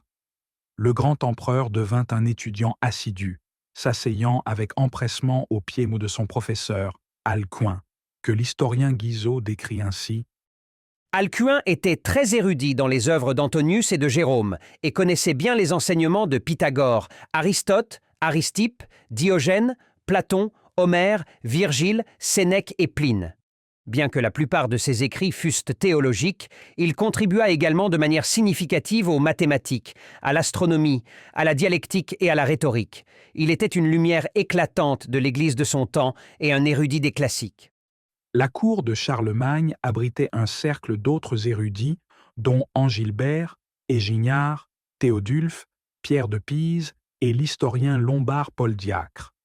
Paul, qui avait été condamné à mort pour avoir incité à la rébellion dans sa patrie, fut gracié par Charlemagne et plus tard honoré par lui.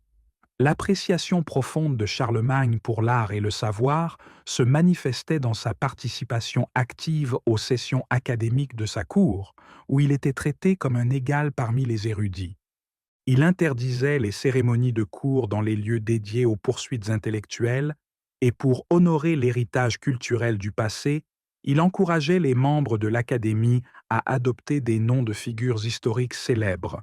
Alcuin était connu sous le nom d'Horace, Égignard sous le nom de Calype, Angilbert sous le nom d'Homère, Théodulphe sous le nom de Pindare, et Charlemagne lui-même, en tant que héros et protecteur de l'Église, était affectueusement appelé David.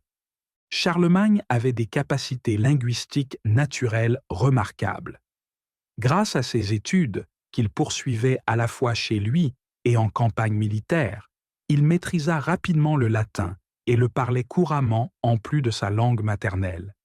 Il étudia les grands historiens romains, Jules César, Salluste, Tite-Live et Tacite, et, lors de ses expéditions à Rome, il vit de ses propres yeux les ruines et les monuments de leur réalisation. Il s'immergea également dans le monde de la Grèce antique, maîtrisant suffisamment le grec pour lire sa littérature dans l'original, ce qui lui ouvrit les yeux sur la beauté et la culture de cette civilisation. Bien qu'il admirât Rome, il tenait Athènes en encore plus haute estime. Pourtant, au-dessus des deux, il valorisait Jérusalem, le lieu de naissance des enseignements sacrés qu'il considérait comme la lumière directrice pour l'humanité, tout comme le soleil l'est pour la terre. Charlemagne était inébranlable dans sa foi et croyait au triomphe ultime de la lumière et de la vérité. Il exprimait souvent son dévouement à l'Académie et rêvait de créer une « nouvelle Athènes » à Aix-la-Chapelle, un lieu qui incarnerait les valeurs chrétiennes et servirait de phare de lumière pour toutes les nations. Pour réaliser cette vision, il créa des écoles de formation et des académies de jeunesse. Il fonda même une école de cour pour les fils de ses généraux et fonctionnaires, veillant à chaque détail pour assurer son succès. Charlemagne n'avait pas honte de rechercher des connaissances expertes et valorisait les perspectives que l'éducation offrait. Une histoire notable tirée des chroniques de Saint-Gall illustre cela.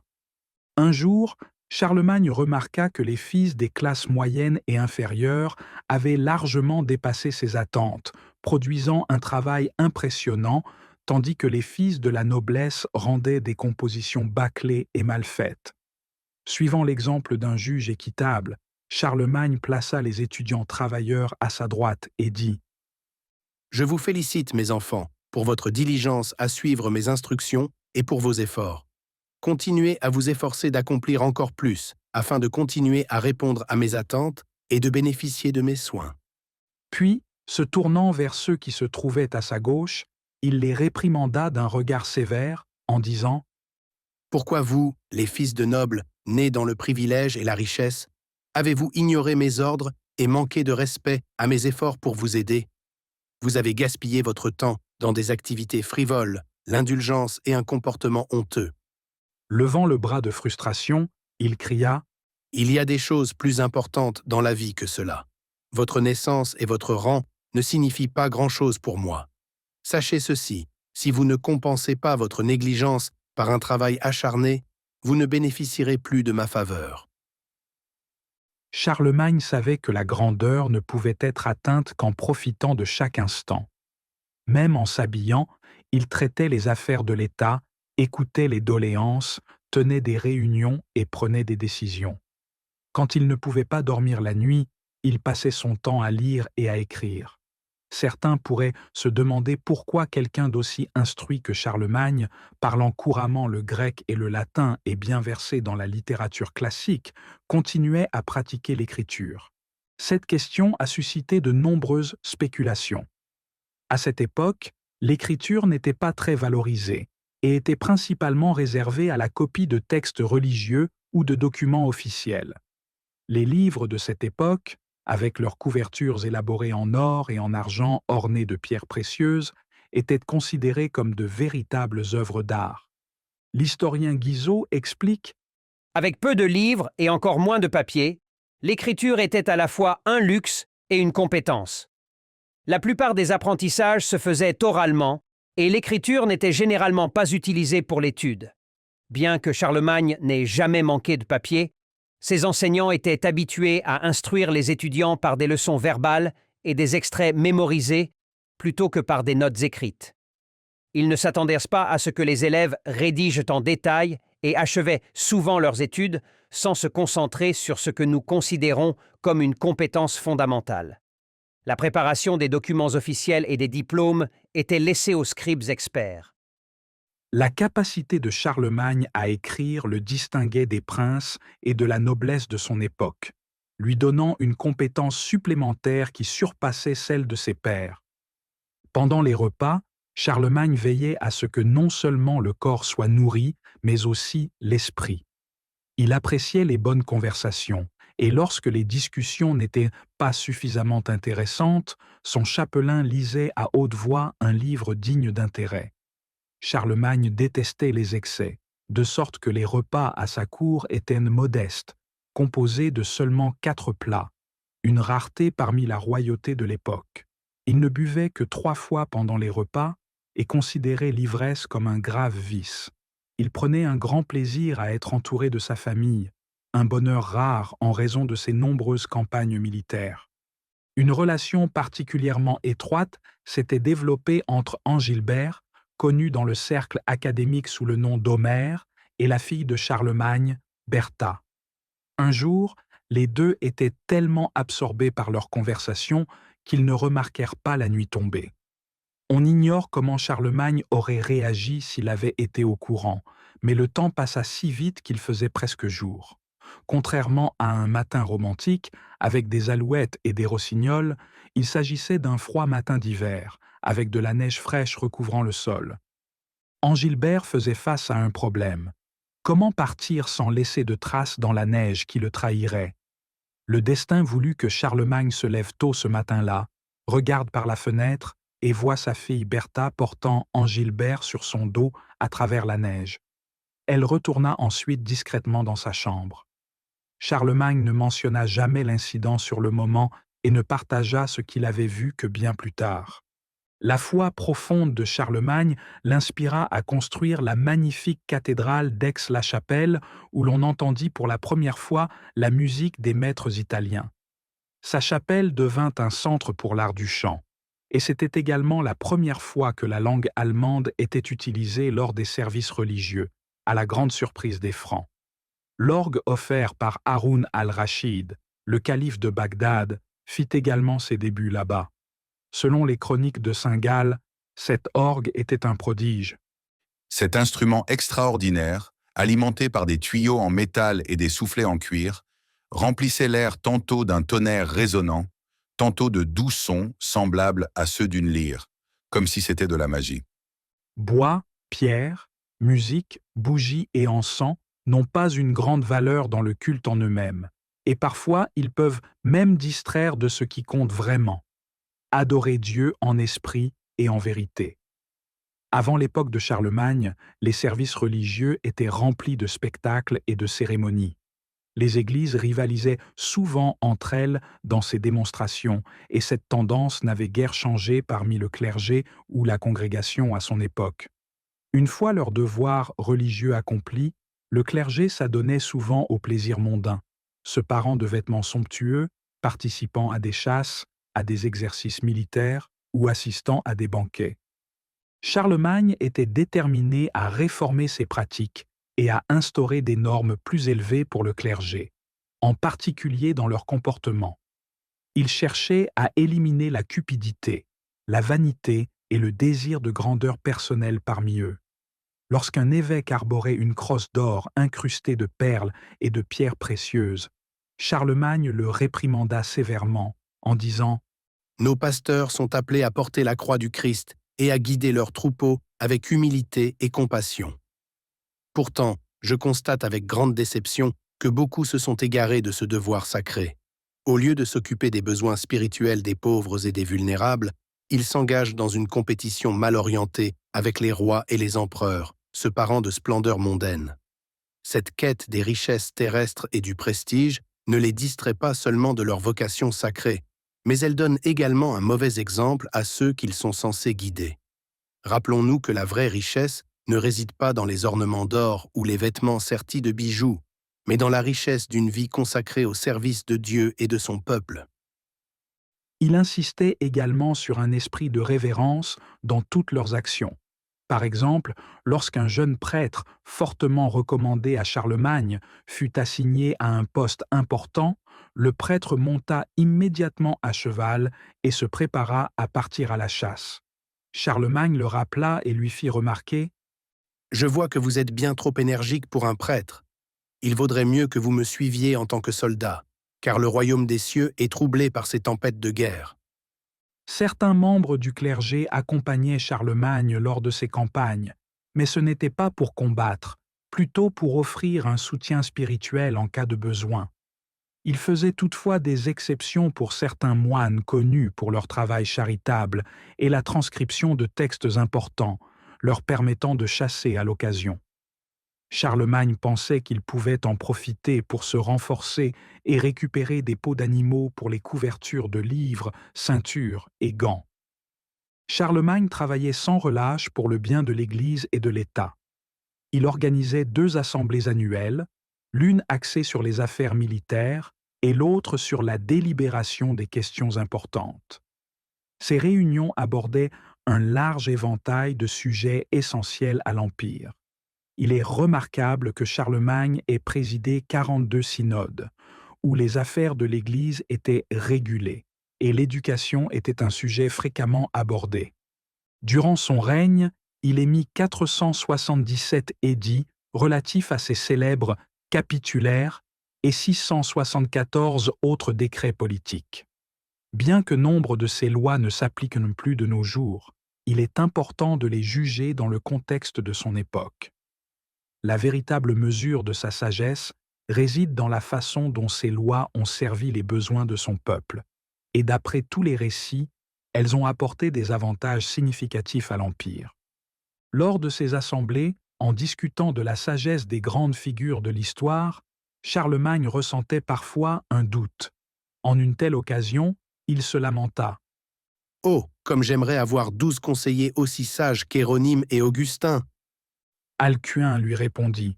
« Même le maître du ciel et de la terre n'avait pas de tels conseillers, et pourtant, vous aspirez à en avoir 12. » Malgré les préoccupations qui l'accablaient lorsqu'il allait se coucher, Charlemagne se réveillait toujours avec une énergie renouvelée et un sens du devoir frais. Contrairement à ses prédécesseurs qui avaient fait de Paris leur résidence principale, Charlemagne, qui était allemand de corps et d'âme, quitta Paris pour les rives du Rhin. Comme mentionné précédemment, il choisit Aix-la-Chapelle comme sa résidence principale plus tard dans sa vie, attiré par son emplacement et son atmosphère. Rien n'échappait à l'attention de Charlemagne. Il était impliqué dans chaque aspect de l'administration publique, appliquant sa créativité exceptionnelle à chaque défi. Qu'il soit assis en majesté sur son trône ou qu'il travaille à l'Académie pour promouvoir le savoir et la vérité, les talents de Charlemagne brillaient.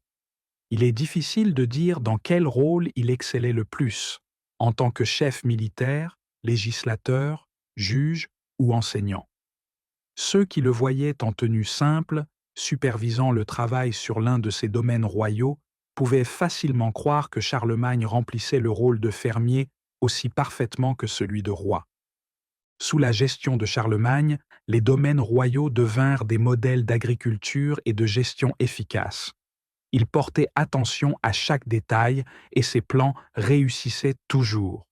Les intendants recevaient des listes de cultures, d'herbes, d'arbres fruitiers et de plantes médicinales à cultiver et à entretenir dans les champs et les jardins. Il ordonna également la conservation de volailles, d'oies et de colombes près des moulins pour s'assurer que tout excédent de grains soit utilisé à bon escient. Charlemagne construisit des étangs à poissons, mit en place des opérations d'apiculture, planta des vignobles et introduisit des méthodes améliorées pour fabriquer du vin. L'attention de Charlemagne à l'agriculture n'était pas seulement pratique. Il avait aussi un sens de la beauté et des loisirs. Il fit élever des faisans et des ponts et cultiva de grands jardins fleuris pour le plaisir. Il employait des jardiniers, des gestionnaires de pêcherie et des apiculteurs. Il fit même appel à des experts pour enseigner aux gens comment fabriquer un meilleur beurre et fromage. Sur les domaines royaux et ailleurs, des chasseurs étaient postés pour contrôler les loups, et ils devaient livrer un nombre défini de peaux de loup chaque année sous peine de sanction. Tout excédent des domaines était vendu, et des comptes détaillés étaient tenus chaque année. Charlemagne supervisait ses intendants de près, s'assurant que tout fonctionnait parfaitement. Malgré sa grande richesse, Charlemagne était loin d'être avide. Sa maison était toujours bien pourvue, mais il s'assurait que l'excédent de grains soit vendu à un prix légèrement inférieur au prix du marché afin de bénéficier au public. Son sens de l'ordre était méticuleux, et il croyait que le désordre, que ce soit dans l'État, la famille ou la vie intellectuelle, conduirait au chaos et à l'échec. Il ne vivait pas dans l'extravagance, mais grâce à l'abondance de ses propres domaines soigneusement gérés. En ce qui concerne l'industrie et le commerce, les nombreuses guerres de Charlemagne n'entravèrent pas la prospérité de l'Empire. Elles stimulèrent la demande pour les fabricants de flèches, casques, épées, arcs et armures. Les palais royaux employaient des forgerons, des armuriers, des orfèvres, des cordonniers, des tailleurs, des meuniers, des charpentiers, des maçons, des charrons, des bâtisseurs, des artisans en laiton, des tanneurs, des savonniers, des fauconniers, des potiers, des boulangers, des ébénistes, des selliers, des tisserands de filets, des tonneliers, des architectes, des souffleurs de verre, des fabricants de parchemins, des peintres et des teinturiers. Après que Charlemagne eut décrété que les moines ayant des difficultés dans leurs études devraient contribuer par le travail manuel, il y eut une recrudescence d'artisanat, qualifié parmi les artisans des palais royaux, des monastères et des villes. Ferdinand Pfalz, dans Scènes de la vie urbaine, nota que sous le règne de Charlemagne, malgré les guerres en cours, les villes connurent une prospérité économique remarquable.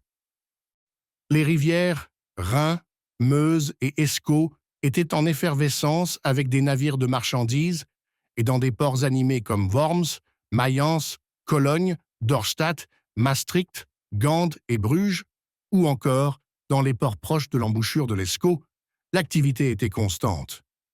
Les marchands de Strasbourg expédiaient des marchandises sur le Rhin jusqu'à la mer, tandis que les Frisons envoyaient des marchandises en amont vers Worms.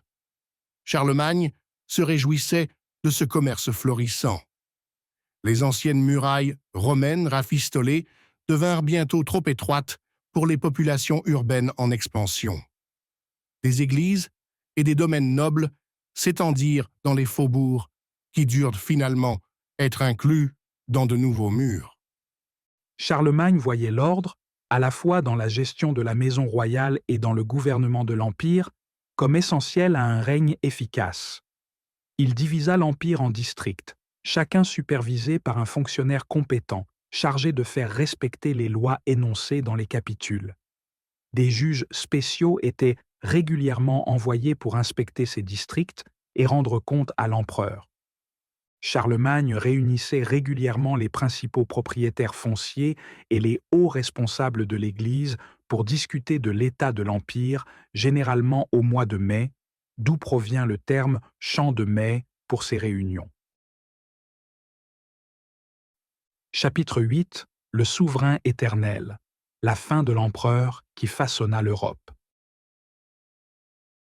Il n'est pas surprenant que la renommée d'un souverain aussi puissant que Charlemagne se soit répandue loin et largement. Sa cour était un lieu de rencontre pour les représentants de nombreuses nations. On pouvait y croiser l'avare païen aux cheveux tressés, le fier comte lombard vêtu de soie et de plumes de paon, l'arabe turbané, le féroce saxon, l'agile anglo-saxon, le bavarois et le franc, se mêlant aux prêtres en robe blanche, aux moines vêtus de capes sombres et aux juifs en robe. Des princes d'Asie et d'Afrique cherchaient à obtenir la faveur du grand empereur de l'Occident, dont Haroun al-Rachid, le puissant calife musulman d'Asie. Charlemagne avait envoyé une ambassade à Haroun, qui régnait depuis la splendide ville de Bagdad, lui demandant de protéger les pèlerins chrétiens occidentaux à Jérusalem. Haroun accepta avec bienveillance et envoya à Charlemagne la bannière de Jérusalem et les clés du Saint-Sépulcre en signe de l'autorité de Charlemagne sur la ville. Haroun envoya également des cadeaux somptueux, de la soie brodée d'or, de l'encens, du baume, des épices, des singes et même un éléphant. En retour, Charlemagne envoya des chevaux espagnols, des mulets, des robes frisonnes en blanc, gris, saphir et motifs multicolores, et de grands chiens adaptés à la chasse aux lions et aux tigres. Charlemagne fit également construire un hôpital à Jérusalem pour soigner les pèlerins chrétiens. Ibrahim, le prince africain qui régnait sur l'actuelle Maurice, lui envoya un lion libyen, un ours numide, de l'acier ibérique et de la pourpre de Tyr. Haroun offrit également une horloge à eau en laiton qui marquait les heures avec des boules de laiton tombant dans un bassin en métal produisant un carillon clair. À cette époque, Charlemagne avait plus de 60 ans. Ses cheveux et sa barbe blanc ajoutaient à son aura imposante. Sa 4e épouse venait de décéder et Rome suggérait qu'il épouse l'impératrice Irène de Grèce. Charlemagne, ignorant la vilenie qui serait plus tard révélée au sujet d'Irène, envisagea cette union, non pour des raisons personnelles, mais en tant que souverain pensant au bien du monde chrétien et de son peuple. Il décida qu'un tel mariage serait bénéfique et entama le processus. Cependant, Irène fut rapidement renversée et exilée à Lesbos, un événement qui, rétrospectivement, s'avéra chanceux pour Charlemagne. En 803, un accord de paix fut conclu avec les Saxons à Sels, sur la rivière Saale. Ils acceptèrent de se convertir au christianisme et d'intégrer leurs terres à l'Empire franc en échange de la restauration de leurs anciens droits et coutumes. Cela assura une paix durable entre les Saxons et l'Empire de Charlemagne. En 808, le vieillissant Charlemagne prit de nouveau les armes, cette fois à la tête d'une expédition contre Godefroy, le roi du Danemark, qui avait auparavant incité les révoltes saxonnes. Cependant, l'objectif de Charlemagne n'était pas de régler de vieux comptes, mais de stopper de nouvelles attaques. Les Obotrites, alliés des Francs, avaient été soudainement attaqués par Godefroy et les navires danois avaient pillé la côte allemande, commettant des actes de pillage et de meurtre. Repoussé par Karl, le fils aîné de Charlemagne, Godefroy se retira au-delà de la Schlei, où un mur défensif, appelé le Dannewerk, avait été érigé. Pendant cette campagne, Charlemagne fit une chute de cheval, provoquant la projection de sa lance et la chute de son épée de sa ceinture. Beaucoup virent cela comme un mauvais présage, mais Charlemagne et Godefroy ne s'affrontèrent jamais réellement au combat. Godefroy fut finalement tué par l'un de ses hommes, et son frère Hemming, qui lui succéda, envoya rapidement une délégation de paix à Charlemagne. Un traité fut conclu, dans lequel le Danemark renonçait à toute revendication territoriale au sud de la rivière Eider, qui devint la frontière nord de l'Empire franc. De retour à Aix-la-Chapelle, Charlemagne tomba malade pour la première fois de sa vie. Il écarta cela comme une légère fièvre et reprit rapidement ses fonctions. Mais pour la première fois, son peuple commença à réaliser que même le grand empereur était mortel, et ils se mirent à se demander ce qu'il adviendrait de l'Empire s'il venait à disparaître. Des 3 fils de Charlemagne, Karl et Pépin, s'étaient distingués au combat, et Karl étant le préféré de son père en raison de sa ressemblance tant physique que morale avec Charlemagne. Cependant, malgré son attachement à Karl, Charlemagne dut faire face à la réalité que son plus jeune fils, Louis, manquait de la force et des qualités nécessaires pour assurer la stabilité future de l'Empire. L'immense empire de Charlemagne s'étendait de l'Eider et de la Baltique au nord, jusqu'au Tibre et à la Méditerranée au sud, de l'Elbe et du Rahab à l'est jusqu'à l'Èbre et l'Atlantique à l'ouest, rivalisant en taille et en puissance avec l'Empire romain sous César et Auguste. Charlemagne réfléchit soigneusement à sa situation avant de décider de convoquer une assemblée des hauts dignitaires du royaume, tant de l'État que de l'Église. Son plan était de diviser son empire entre ses fils. Selon sa vision, le jeune Karl hériterait de la partie centrale de l'Empire franc, comprenant les principales régions germaniques. Pépin gouvernerait l'Italie, et Louis recevrait des terres qui formeraient plus tard le cœur de la France. Avec le temps, le cercle des personnes les plus proches de Charlemagne se réduisait. Sa mère bien-aimée, Bertha, était décédée depuis 20 ans. C'était une femme remarquable qui, même dans son testament, laissa des provisions généreuses de lin pour les tisserands et fileuses pauvres. Charlemagne s'occupa d'elle avec un amour filial profond, jusqu'à la toute fin. L'Académie comptait encore de nombreux grands érudits, mais personne ne pouvait remplacer son sage professeur et cher ami, Alcuin, qui était décédé à peu près à cette époque. En 810, l'aînée des filles de Charlemagne, Rotrude, mourut. À peine commençait-il à se remettre de cette perte que survint la nouvelle de la mort soudaine de Pépin après une courte maladie. Les plans humains, semble-t-il, ne sont souvent que poussière emportée par le vent. Malgré son chagrin profond, Charlemagne continua son travail, tant dans les affaires d'État qu'au sein de l'Académie. Dans ces dernières années, il se lança avec enthousiasme dans la rédaction d'une grammaire allemande. Malheureusement, l'œuvre ne fut jamais achevée, et seuls quelques fragments subsistent, notamment les noms qu'il créa pour les mois et les vents. D'autres chagrins suivirent en 811, lorsque Karl, le fils préféré de Charlemagne, mourut de manière inattendue, tout comme Pépin avant lui. Bien que profondément affecté, Charlemagne continua à remplir ses responsabilités. Cependant, après cette perte finale, son visage ne s'éclaira plus jamais d'un sourire.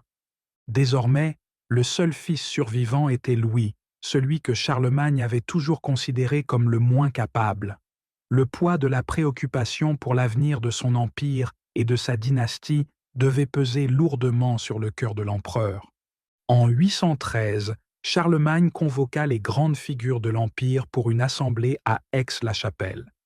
Il les informa qu'il avait réussi à résoudre les différends frontaliers avec la Grèce, le Danemark et les Maures, ce qui apporta un grand soulagement et une grande satisfaction à ceux présents. Charlemagne annonça ensuite qu'il avait choisi son fils Louis pour être roi des Francs et chercha leur approbation pour le couronner également empereur romain. Ils acceptèrent, mais beaucoup d'entre eux étaient remplis de tristesse, ressentant le poids du moment. Le jour prévu pour le couronnement, Charlemagne arriva à la cathédrale en tenue impériale complète, accompagné des nobles assemblés. Il conduisit Louis à l'autel, où un trône les attendait. Après avoir offert des prières, ils se relevèrent, et Charlemagne prononça un discours solennel à son fils, lui rappelant les responsabilités du pouvoir. Il termina son discours avec ce conseil. « Utilise ta force pour contraindre ceux qui sèment le désordre et le danger à vivre paisiblement et à suivre le bon chemin. Sois un réconfort et un protecteur pour les monastères et les pauvres. Choisis des conseillers sages, justes et forts, et ne les écarte que pour de bonnes raisons. Avant tout, conduis-toi de manière à ne jamais avoir honte devant Dieu ou devant les hommes. » Après que Louis eut promis de respecter ses principes, Charlemagne lui ordonna de prendre la couronne de l'autel et de la poser sur sa tête. Louis s'exécuta. Bien que fervent défenseur de l'Église, Charlemagne choisit de faire couronner son fils par lui-même afin d'éviter de donner trop de pouvoir au clergé dans les affaires de l'État. Accompagné de son fils, l'empereur vieillissant quitta ensuite la cathédrale et retourna au palais. Peu de temps après, Louis se rendit en Aquitaine, la région qui lui avait été assignée. La séparation entre le père et le fils fut des plus tristes, car tous deux savaient dans leur cœur qu'ils ne se reverraient probablement jamais. Le peuple était profondément troublé, surtout après un étrange événement qui agitait leur imagination et faisait croire à beaucoup que le malheur était imminent. Un coup de foudre frappa la colonnade reliant le palais à la Minster, endommageant le dôme et effaçant les mots « Carolus Princeps » de l'autel. Cependant, Charlemagne n'y prêta aucune attention. Pour lui, cela n'avait guère d'importance. Alors que l'année 814 débutait, il devint clair pour tous que l'empereur s'affaiblissait. Le 27 janvier, l'évêque Eldebald lui administra les derniers sacrements, et tôt le lendemain, Charlemagne s'éteignit à l'âge de 72 ans, après avoir régné pendant 47 ans. Ses dernières paroles furent « Entre tes mains, je remets mon esprit. » La gravité de sa disparition fut accentuée par le débat sur la manière de l'enterrer. Charlemagne avait longtemps été le gardien du bien-être de l'Empire, son héros de guerre, son législateur, juge, conseiller et enseignant parmi les érudits. L'idée de l'enterrer dans un cercueil traditionnel semblait inappropriée pour ceux qui pleuraient sa perte. Après de longues délibérations, ils choisirent une forme d'enterrement qui reflétait son immense stature. Charlemagne fut assis sur un trône de marbre orné d'or. Il portait ses robes impériales, décorées d'abeilles dorées. Une couronne reposait sur sa tête, et à ses côtés se trouvaient une épée et une besace de pèlerin. Une Bible fut placée sur ses genoux, et un fragment de la Sainte Croix reposait sur sa poitrine. Dans cette pose royale, il fut descendu dans la crypte de la Minster, qui fut remplie des plus fines épices. 186 ans plus tard, en l'an 1000, l'empereur allemand Otton III, qui luttait contre une profonde mélancolie, décida d'ouvrir la crypte de Charlemagne, espérant que voir le grand empereur lui apporterait la paix. À la lueur des torches, la majestueuse figure de Charlemagne fut révélée, toujours assise sur son trône. Cependant, Otton ne trouva pas le repos qu'il cherchait. Peut-être que s'il avait véritablement compris l'esprit de Charlemagne et étudié ses remarquables accomplissements, cela aurait pu l'inspirer à mieux remplir ses propres devoirs de souverain. Un siècle et demi plus tard, la crypte fut de nouveau ouverte par l'empereur Barberousse, qui ordonna que les restes de Charlemagne soient placés dans un cercueil de marbre et réinhumés dans la cathédrale. Alors que nous réfléchissons avec révérence à l'image de Charlemagne dans sa crypte, nous devrions également considérer le parcours de sa vie, tel qu'il se révèle à travers l'histoire de son règne. Si nous faisons cela avec un esprit ouvert, en résistant à l'influence de ceux qui cherchent à ternir l'héritage des grands hommes, nous pouvons être inspirés par ses accomplissements. Ce faisant, nous pouvons nous efforcer de faire de nos propres vies une source de bénédiction pour nous-mêmes et pour les autres.